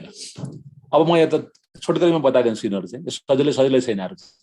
नेतृत्व भनेको के हो, संगठनमा कार्यरत कर्मचारीलाई नेतृत्वले कसरी काम प्रतिनिधित्व गर्न सक्छ भनेर भनेको छ। नेतृत्व भनेको के हो भन्यो भनेदेखि चाहिँ नेतृत्व भनेको अरू मानिसहरूलाई प्रभाव पार्ने कला हो। नेतृत्व भनेको चाहिँ आफ्ना भिजनहरू देखाएर आम नागरिकहरूलाई त्यो भिजनमा चाहिँ एकीकृत गर्ने कलालाई नेतृत्व भनिन्छ। यसलाई लिडर फङ्सन र सिचुएसनको संयोगको रूपमा पनि नेतृत्वलाई बुझ्न सकिन्छ। Leadership is a function of leader, follower and situation भनेर पनि तिमीले लेख्न सक्छौ एक्सप्लेनेसन गरेर। र नेतृत्व भनेको चाहिँ समग्र संस्थालाई हाँक्ने, समग्र संस्थालाई ड्राइभ गर्ने संस्थाको मुख्य आधार हो अथवा मुख्य चाहिँ संयन्त्र हो भन्ने हिसाबले पनि लेख्ने। यति लेखेपछि अनि अब संगठनमा कार्यरत कर्मचारीलाई नेतृत्वले कसरी काम प्रतिनिधित्व गर्न सक्छ भनेर हामीले त्यसको उत्तर लेख्नु पर्यो भने बुँदागत रूपमा लेख्नु चाहिँ बुँदागत रूपमा थोरै व्याख्या गर्न। संगठनको फिगर हेडको रूपमा नेतृत्व रहेको हुन्छ, मुख्य फिगर हेडको रूपमा नेतृत्व रहेको हुन्छ र संगठनका सम्पूर्ण लक्ष्य उद्देश्यहरू नेतृत्वले नै तय गरेको हुन्छ। संस्थालाई गति दिने निर्देशन दिने काम पनि नेतृत्वले नै गर्छ। त्यसैले संगठनमा कार्यरत कर्मचारीलाई नेतृत्वले नै कामप्रति उत्प्रेरित गराउनु पर्ने आवश्यक हुन्छ। जबसम्म नेतृत्वले कर्मचारीलाई कामप्रति उत्प्रेरित गराउन सक्दैन, संस्थाले आफ्ना लक्ष्य उद्देश्य प्राप्त गर्न सक्दैन। संगठनमा कार्यरत कर्मचारीलाई नेतृत्वले निम्न ढङ्गबाट उत्प्रेरित गर्न सक्दछ। अब बुँदागत रूपमा एउटा, नेतृत्वले सबै कर्मचारीलाई संस्थाको लक्ष्य उद्देश्य रणनीतिहरूलाई स्पष्ट बनाएर आम कर्मचारीहरूको बिचमा संस्थाका लक्ष्य उद्देश्य रणनीति भिजन मिसन र परिदृश्यहरू सबै कुराहरू चाहिँ स्पष्ट रूपमा अवगत गराइदिएर कामप्रति उत्प्रेरित गराउन सक्छ एउटा। अर्को, लिडरसिपले चाहिँ आफ्नो खुबीबाट, आफ्नो पार्टिसिपेटरी एप्रोचबाट अथवा सहभागितामूलक नेतृत्व प्रणाली अवलम्बन गरेर कर्मचारी सँगसँगै नेतृत्व, इन्भर्टेड कमामा लेख्ने, कर्मचारी सँगै नेतृत्व भन्ने सहभागितामूलक, समन्वयात्मक र सहयोगात्मक ढङ्गबाट काम गरेर कर्मचारीलाई चाहिँ उनले उत्प्रेरित गराउन सक्छ। टिम वर्कमा काम गरेर, पार्टिसिपेटरी एप्रोचबाट काम गरेर एउटै पोइन्टमा लेख्ने। तेस्रो, कामप्रति उत्प्रेरित गर्न कर्मचारीलाई रिकग्नाइज गरेर, कर्मचारीको इम्पोर्टेन्स दिएर रिकग्निसन, मतलब इम्प्लोइज रिकग्निसन स्ट्राटेजी भनेर लेख्ने के तिमीले। कर्मचारीलाई रिकग्नाइज गर्ने, कामको लागि प्रोत्साहित गर्ने भयो, काम गरेको कुरामा स्याबासी दिने भयो, त्यस्तो तरिकाबाट पनि गर्छ। अर्को, पर्फर्मेन्स इभ्यालुएसन गरेर निष्पक्ष रूपमा फियर पर्फर्मेन्स इभ्यालुएसन, सही ढङ्गले कामको मूल्याङ्कन गरेर रिवार्ड र पनिसमेन्टको व्यवस्था त्यो कामको आधारमा गरेर, इन्डिकेटरको आधारमा गरेर पनि कर्मचारीलाई उत्प्रेरित गर्न सक्छ। अर्को, कर्मचारीलाई उत्प्रेरित गर्नको लागि ऊ सधैँ नै आशावादी भएर, एक्सपेक्टेड भएर, निराशावादी होइन कि फ्रस्ट्रेटेड भएर होइन कि एक्सपेक्टेड, आशावादी भएर र कर्मचारीलाई चाहिँ सधैँ नै एकदम फ्रेन्डसिप मित्रवत व्यवहार गरेर चाहिँ उसले कर्मचारीलाई उत्प्रेरित गर्न सक्छ र विभिन्न प्रकारको सुविधाहरू दिएर पनि भन्न सकिन्छ। नेतृत्वले कर्मचारीहरूलाई विभिन्न सुविधाहरू अफर गरेर, सुविधाको लागि उसले बहस गरेर, कर्मचारीलाई सुविधा दिनुपर्छ भनेर एडभोकेसी गरेर, म्यानेजमेन्ट बोर्डमा लगेर एडभोकेसी गरेर कर्मचारीको हक हितको लागि पनि उसले हक हित संरक्षणको लागि पनि योगदान पुर्याएर, उसलाई कार्य गर्ने वातावरण राम्रो बनाएर, कर्मचारीको काम गर्ने वातावरण राम्रो बनाइदिएर यी यावत कुराहरू तिमीले लेख्नु पर्यो। र लास्टमा फेरि कन्क्लुजन लेख्ने, अहिले भने जस्तो संस्था, कुनै पनि संस्थाको सफलतामा कर्मचारीको उल्लेख्य हात रहेको हुन्छ र त्यो कर्मचारीलाई ड्राइभ गर्ने, ठिक ढङ्गबाट ड्राइभ गर्ने काम नेतृत्वले नै गरेको हुन्छ। त्यसैले नेतृत्वलाई संस्थाको मुटुको रूपमा लिने गरिन्छ भनेर लास्टमा 2 लाइन चाहिँ कन्क्लुजन लेख्नु पर्यो। अब यो 5 नम्बरको प्रश्नको उत्तर तिमीले त्यसरी लेख्नुपर्ने हुन्छ। 6 नम्बरमा चाहिँ संगठनमा सञ्चारको महत्त्वमाथि प्रकाश पार्नुहोस्। संगठनभित्र हुने सञ्चारका विभिन्न विधिहरू अपवार्ड डाउनवार्ड लगायतका विभिन्न विधि हरिजन्टल डायगोनल त्यो सबै तिमीले चाहिँ संगठनभित्र सुधारका सञ्चारका विभिन्न विधि चाहिँ आफै लेख्न सकिहाल्छ है। मैले पछाडिको उत्तर पहिल्यै दिएँ। सञ्चारका विधिमा अपवार्ड डाउनवार्ड, त्यसपछि गएर इन्ट्रा डिपार्टमेन्ट त्यो पनि भयो, त्यसपछि गएर डायगोनल कम्युनिकेसन पनि भयो, one way communication, two way communication त्यो पनि भयो, 360 डिग्री कम्युनिकेसन भयो। जति जाने छ विधि किताबमा भएका तिमीले जाने त्यो सबै लेख्न सक्छौ, त्यसमा केही फरक परेन। 5 नम्बरको क्वेसन पछाडिको भने संगठनमा सञ्चारको महत्त्व भनेर भन्यो भने संस्थालाई जीवन्त, पहिला सुरुमै लेख्ने, कुनै पनि संस्थालाई जीवन्त तुल्याउन सञ्चार महत्त्वपूर्ण मानिन्छ। त्यसैले भन्ने गरिन्छ संस्थाको रक्त सञ्चारको रूपमा सञ्चारले काम गर्छ अथवा मुख्य केन्द्रबिन्दुको रूपमा सञ्चार रहेको हुन्छ भनेर लेख्नु पर्यो। संगठनमा सञ्चारको महत्त्वलाई निम्न बुँदामा उल्लेख गर्न सकिन्छ। त्यहाँ लेख संस्थामा काम कर्तव्य अधिकारको डिफाइन गर्न, काम कर्तव्य अधिकार जिम्मेवारी जवाफदेहित्व सुपरभिजन जस्ता कुराहरूको डिफाइन गर्नको लागि पूर्ण रूपमा परिभाषित गर्न र जानकारी दिनको लागि सञ्चार आवश्यक छ। अर्को संस्थामा हुने कुनै पनि प्रकारका अनियमितताहरू, नराम्रा खराब कामहरूको लाई पारदर्शिता बनाउन, त्यसलाई पूर्ण रूपमा पारदर्शी बनाउनको लागि पनि सञ्चारको महत्त्व छ। संगठनलाई गतिशीलता दिन, संगठनलाई प्रभावकारी बनाउन, त्यसको लागत कम गरेर कर्मचारी बीचमा चाहिँ तत्कालै काम हुने माहौल बनाउनको लागि पनि सञ्चारको महत्त्व हुन्छ। संस्थालाई सधैँ चाहिँ जागरुक बनाउने, ऊर्जाशील बनाउने काममा सञ्चारको भूमिका रहन्छ। संस्थाका नतिजा प्राप्तिमा, संस्थाको चाहिँ कार्यदक्षतामा, प्रभावकारितामा पनि यसले उल्लेख्य योगदान पुर्याउँछ, महत्त्व छ। संस्थामा चाहिँ संस्थालाई गतिशील बनाउन र सँगसँगै प्रतिस्पर्धात्मक वातावरण अगाडि बढाउन पनि सञ्चारको जरुरी हुन्छ। र संस्थाको इमेज, संस्थाको छवि, संस्थाको गुणलाई राम्रो बनाउन पनि सञ्चारको महत्त्व छ। लाइक यस्तो पोइन्ट बनाएर तिमीले यसलाई एक्सप्लेनेसन गरेर लेख्दै जानु। र लास्टमा के लेख भन्दाखेरि चाहिँ संगठनमा सञ्चार महत्त्वपूर्ण हुन्छ, प्रभावकारी सञ्चारमा नै संगठनको सफलता निर्भर गर्दछ। 2 लाइन चाहिँ कम्युनिकेसन तिमीले त्यसरी लेख्न सक्छौ। अब लास्ट एउटा प्रश्न मैले औद्योगिक सम्बन्धको भन्छु, त्यसपछि म भन्न सक्दिनँ बा, त्यसपछि चाहिँ बाँकी रहेको क्वेसन अर्को दिन गरौँला है। आजलाई मैले यति बिदा मान्नुपर्ने हुन्छ। औद्योगिक सम्बन्ध भनेको चाहिँ हामीले ट्रिपार्टेड सम्बन्धलाई औद्योगिक सम्बन्ध भनेर भन्छौँ। लेबर अर्गनाइजेसन्स र चाहिँ लेबर अर्गनाइजेसन्स, म्यानेजमेन्ट र चाहिँ यो कामदारहरू बिचको सम्बन्ध नै औद्योगिक सम्बन्ध भनेर भन्ने। औद्योगिक सम्बन्धलाई त्यो मात्रै भनिँदैन, औद्योगिक सम्बन्धलाई इन्डस्ट्रियल साइकोलोजी, औद्योगिक मनोविज्ञानको रूपमा पनि बुझ्ने गरिन्छ। उद्योगको समग्र वातावरण, उद्योगको समग्र कार्य सम्पादन, कार्य गर्ने तरिकालाई नै हामीले औद्योगिक सम्बन्धको रूपमा बुझ्छौँ भनेर लेख्नु पर्यो।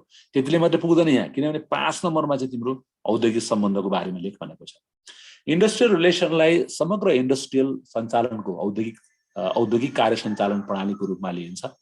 यसले मात्र मजदुर, ट्रेड युनियन, सरकार र मालिक बीचको सम्बन्धलाई मात्रै उजागर गर्दैन। औद्योगिक सम्बन्धले समग्र औद्योगिक वातावरण, समग्र उद्योगको गतिशीलता, समग्र उद्योगको उत्पादकत्व, समग्र उद्योगको उद्यमशीलता र समग्र उद्योगलाई गतिशीलता प्रदान गर्ने काम औद्योगिक सम्बन्धबाट हुन्छ। यसरी यसलाई इन्डस्ट्रियल डायनामिजम, औद्योगिक गतिशीलताको रूपमा पनि औद्योगिक सम्बन्धलाई बुझ्न सकिन्छ, व्याख्या विश्लेषण गर्न सकिन्छ भनेर लेख्नु पर्यो। 21औं शताब्दीमा औद्योगिक सम्बन्धलाई उद्योग निर्माणको आधार, उद्योग सञ्चालनको आधार, औद्योगिक प्रजातन्त्रको रूपमा समेत बुझ्ने, व्याख्या विश्लेषण गर्ने गरिन्छ भनेर पनि फेरि तिमी लेख्नु पर्यो। त्यो पनि अवधारणामै लेख्ने हो। र त्यसपछि मात्रै यो लेख्दाखेरि औद्योगिक सम्बन्धको करिब तिमीले 2टादेखि 3टा प्याराग्राफ लेख्नुपर्छ। यो जसले 4 लाइन मात्र लेखेर लिएर आएको छ, यो औद्योगिक सम्बन्ध भन्ने 4 लाइन मात्रै लेखेर त्यो 4 लाइनको मात्रै कुरा लेखेको छ, त्यसको नम्बर यहाँ आउँदैन। यसको चाहिँ यो औद्योगिक सम्बन्ध भन्ने नै तिमीले 1 पेज जस्तो चाहिन्छ। केही नभए भने आधा पेज त पुरा चाहिन्छ। 2टादेखि 3टा प्याराग्राफ त औद्योगिक सम्बन्ध भनेकै के हो चाहिन्छ, किनकि अवधारणा उल्लेख गर्दै भनेको छ है। त्यो अवधारणा यसको लामो लेख्नु पर्यो, 5 नम्बरमा छ। यसपछि व्यवस्थापन र कामदारका बीचमा समाधान गर्न सामूहिक सौदाबाजीले कसरी भनेको छ। व्यवस्थापन र कामदार बीच विवाद समाधान गर्न सामूहिक सौदाबाजीले कसरी सहयोग पुर्याउँछ भनेर लेखाएको छ। 5 नम्बरमा है औद्योगिक सम्बन्धको अवधारणा तिमीले फुल लेखिसकेपछि व्यवस्थापन कामदारका बीच विवाद समाधान गर्नको लागि सामूहिक सौदाबाजी कसरी पुर्याउँछ भन्नुभन्दा पहिले सामूहिक सौदाबाजी के हो भनेर लेख्नु पर्ने। सामूहिक सौदाबाजीलाई हामीले ट्रिपार्टिएट सहकार्य सम्बन्धको रूपमा बुझ्ने गर्दछौँ। सामूहिक सौदाबाजी औद्योगिक प्रजातन्त्र हो, इन्डस्ट्रियल डेमोक्रेसी। सामूहिक सौदाबाजी पार्टिसिपेटरी एप्रोच हो, सहभागितामूलक एप्रोच हो। सामूहिक सौदाबाजी विन विन स्ट्राटेजीका आधारमा उद्योग व्यवसाय सञ्चालन गर्ने प्रविधि हो, संरचना हो। त्यसैले सामूहिक सौदाबाजीले व्यवस्थापन कामदार बीचका विवाद समाधान गर्नको लागि निम्न ढङ्गबाट सहयोग पुर्याउँछ। अब बल्ल त्यहाँ पोइन्ट लेख। पहिलो पोइन्ट लेख, एउटा अन्तर्क्रिया, छलफल, वार्ता र सम्झौताको माध्यमबाट। पहिला है विवाद समाधान गर्ने अन्तर्क्रिया, छलफल, वार्ता र सम्झौताको माध्यमबाट मजाले डिटेल गरेर एक्सप्लेनमा लेख्नु। अर्को उद्योगका समस्याहरूलाई सही ढङ्गबाट सम्बोधन गर्ने। उद्योगका समस्याहरूलाई समग्र उद्योगका औद्योगिक वातावरण र उद्योग तथा औद्योगिक वातावरणको समस्याहरूलाई सही ढङ्गले सम्बोधन गर्ने। तेस्रो एडभोकेसी। एडभोकेसी भन्छ त्यसलाई है। एडभोकेसी भनेको चाहिँ बहसको माध्यमबाट आफ्ना कुराहरू अथवा मिलापका लागि, मेलमिलापका लागि सधैँ नै बहस र छलफल चलाएर एडभोकेसी गर्ने। मिलापका लागि, सम्बन्धका लागि, असल सम्बन्धका लागि एडभोकेसीबाट पनि यसले सामूहिक सौदाबाजीले गर्छ। अर्को सामूहिक सौदाबाजीले चाहिँ कसरी चाहिँ विवाद समाधान गर्छ भन्दाखेरि आर्बिट्रेसनको माध्यमबाट पनि गर्छ। मध्यस्थकर्ताहरूको प्रयोग पनि सामूहिक सौदाबाजीमा दिइन्छ, त्यसको माध्यमबाट पनि हामीले गर्न सक्छौँ। अनि अर्को चाहिँ फेरि अर्को केबाट पनि गर्न सकिन्छ भनेर हामीले भन्यौँ भन्दाखेरि चाहिँ सामूहिक सौदाबाजीले कसरी सहयोग पुर्याउँछ भने लङ टर्म स्ट्राटेजी बनायो। लामो अवधिमा चाहिँ कसरी उद्योगको समस्या समाधान गर्न सकिन्छ, छोटो भन्दा पनि भन्ने हिसाबमा यसले गर्छ। अर्को यसले मजदुर, मालिक र व्यवस्थापनका कोर इन्ट्रेस्टहरू, मुख्य चाहिँ यिनका इन्ट्रेस्टहरू के हुन् भन्ने कुराको सही अध्ययन, अनुसन्धान, विश्लेषण गरेर पनि सामूहिक सौदाबाजीबाट समस्या समाधान हुन्छ। अनि लास्टमा चाहिँ तिमीले के लेख्नु पर्यो भने सामूहिक सौदाबाजीले चाहिँ नि विभिन्न प्रकारका अर्धन्यायिक अधिकारको पनि प्रयोग गर्छ। अर्धन्यायिक भनेको चाहिँ यो सामान्य छलफलबाट चाहिँ मुद्दाहरू टुङ्गिने, डिसमिस हुने, आफै अदालतमा जानु नपर्ने, त्यो गरेर पनि यसले हाम्रो चाहिँ यो असामूहिक सौदाबाजीले चाहिँ यस विवाद समाधान गर्नलाई सहयोग पुर्याउँछ। यसरी सामूहिक सौदाबाजी चाहिँ आधुनिक औद्योगिक सञ्चालनको एउटा मुख्य आधार हो र सामूहिक सौदाबाजी मार्फत नै औद्योगिक समस्याको समाधान गर्नु, 21औं शताब्दीको औद्योगिक सम्बन्धलाई सुदृढ गर्ने कला पनि यही हो भन्ने हिसाबमा तिमीहरूले कन्क्लुजन लेख्नु पर्यो। ल यो चाहिँ कुरा मैले बताएँ। लक्ष्मी अर्यालको म आज उत्तर दिन्न भए थाकेँ है। मैले तिमीहरू सबैलाई चाहिँ मेरो अनुहार देखाएँ एकतालिक। तिमीहरूको अनुहार चाहिँ मैले हेर्न पाएन है। मैले तिमीहरूलाई आज नमस्ते गरेँ पुरा। तिमीहरू सबैजना मान्छे पास भयो होला, यसरी नै लेख्यो होला भन्ने मैले आशा गरेको छु। हेरौँ तिमीहरू कतिको पास हुन्छ। हरेस चाहिँ नखानु, यो जाँचले तिमी जाँच दिएको मान्छेहरू तिमीहरू पास हुन्छ होला। धेरै जसो मान्छेहरू मलाई पास हुन्छ जस्तै लागिरहेछ। तर यो जाँचबाट तिमीलाई एउटा कुरा के थाहा छ भने यो जाँच जसले राम्रो गरेको केही कारणले तिम्रो बिग्रियो, लकले बिग्रियो भने पनि वाणिज्य ब्याङ्क, नेपाल ब्याङ्कमा यो पढाइले तिम्रो मजाले नाम निक्लिन्छ। कृषि ब्याङ्क, नेपाल ब्याङ्क, वाणिज्य ब्याङ्क, डोन्ट वरी, त्यहाँ वरी हुने चिन्ता छैन। जहाँ त तिमीले दिइसक्यौ, जेसुकै होला होला। अब अर्को ब्याङ्कको चाहिँ तिमीले तयारी सँगसँगै गरेर आफूलाई चाहिँ एकदम अपडेट बनाऊ। मेरो तिमीहरू सबैलाई शुभकामना छ। सकेसम्म सबै पास भऊ, नभए पनि मैले पढाएको केही न केही मान्छे पास भएर मेरो योगदान राख, तिमीहरूको योगदान राखिदेऊ। यति भन्दै मैले अब यो तिमीहरू कोही हरेस नखाने, बिग्रेको छ भने पनि पछि फेरि वाणिज्य ब्याङ्क, नेपाल ब्याङ्क, कृषि ब्याङ्क त्यहाँनिर क्लास पनि भइरहेछ। माधव सरसँग कन्ट्याक्टमा बस, सरले तिमीहरूलाई सकेसम्म सुविधा दिनुहुन्छ। त्यो युज गर्दै जाँचमा पनि त्यहाँ तयारी गर्दै गर। तिमीहरू कुनै न कुनै ठाउँमा नाम निकाल्छ। तिमीहरू चिन्ता गर्नु पर्दैन। तिम्रो 1-2 वर्षभित्रमा तिम्रो जागिर पक्का हुन्छ है। Don't worry.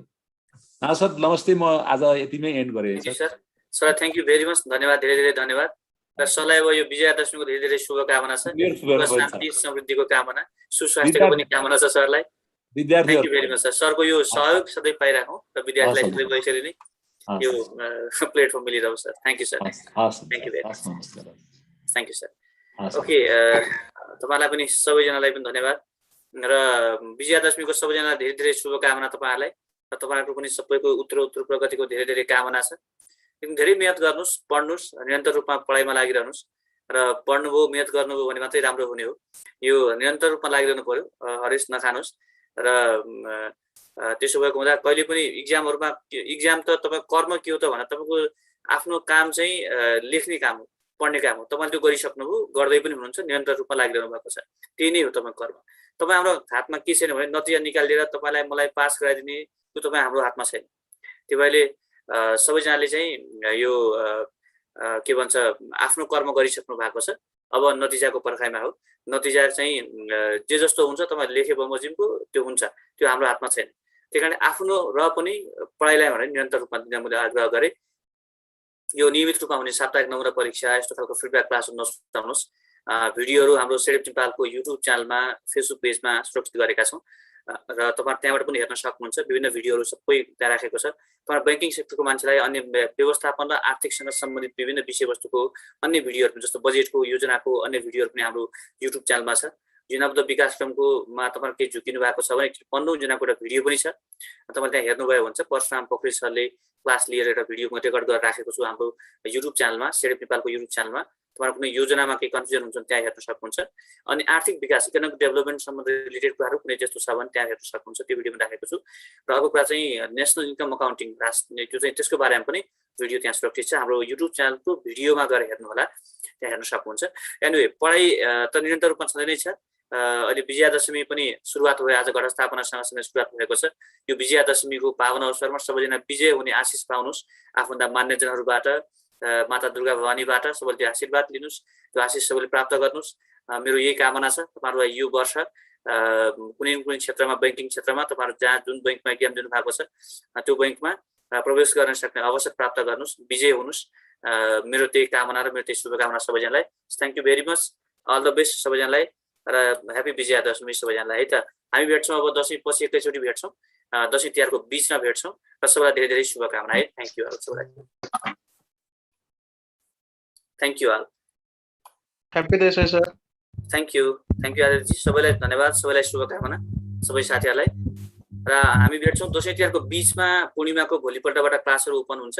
यो वाणिज्य बैंकको जुन क्लासहरू अनलाइन क्लास सुरु गरेका छौँ र त्यही क्लासमा हामी क्लास सँगसँगै अब चाहिँ यसपछिको परीक्षाको पालो भनेको राष्ट्रिय वाणिज्य बैंकको परीक्षाहरूको नमुना परीक्षा हुन्छ निरन्तर रूपमा। ती परीक्षामा सबैजना सहभागी हुनुहोला।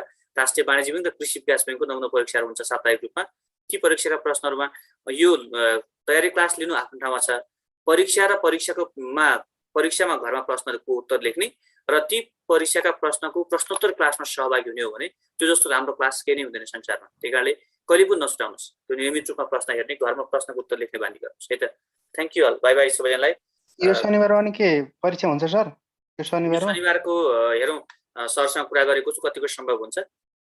शनिबार चाहिँ हामी पनि छुट्दैछौँ, अब घरतिर जाँदैछौँ। सुबह हुँदा सम्भवतः जे पनि हुनसक्छ। भोलि मात्रै कन्फर्म हुन्छ। सरले टाइम दिनुभयो भने चाहिँ हुन्छ। सर कतिको व्यस्त रहनुहुन्छ है सर? हजुर सर हामीहरूको के एनुअल थर्ड को नोट रेडी भयो? भोलि आउनुहोस् ल। भोलि काट्नुहुन्छ, भोलि आउनुभयो हुन्छ। अपडेट चाहिँ जिकेहरू आइसकेको छ, ग्रुपमा पनि लेखिदिएको छु मैले। भोलि आउँदा हुन्छ है त। धन्यवाद सबैजनालाई। हजुर भोलि मोर्निङमा होइन, भोलि 11 बजे पछि मात्रै आउनुहोस्। फोटोकपी गर्ने मान्छे दिउँसो आउनुहुन्छ। ए हुन्छ। फोन गर्दा हुन्छ है त। हजुर थ्यांक यू अल। ओके ल, युट्युबमा जोडिनुभएका सबैजनालाई तपाईलाई पनि धन्यवाद। सबै साथीहरूलाई अञ्जनाजी, गीताजी है लगायतका निशान्तजी, कुसुमजी, दल नेपालीजी, रमेशजी, नवीन बेनर्जी सबैलाई थ्यांक यू। सबैजनालाई शुभकामना। Thank you all. Bye bye सबैलाई।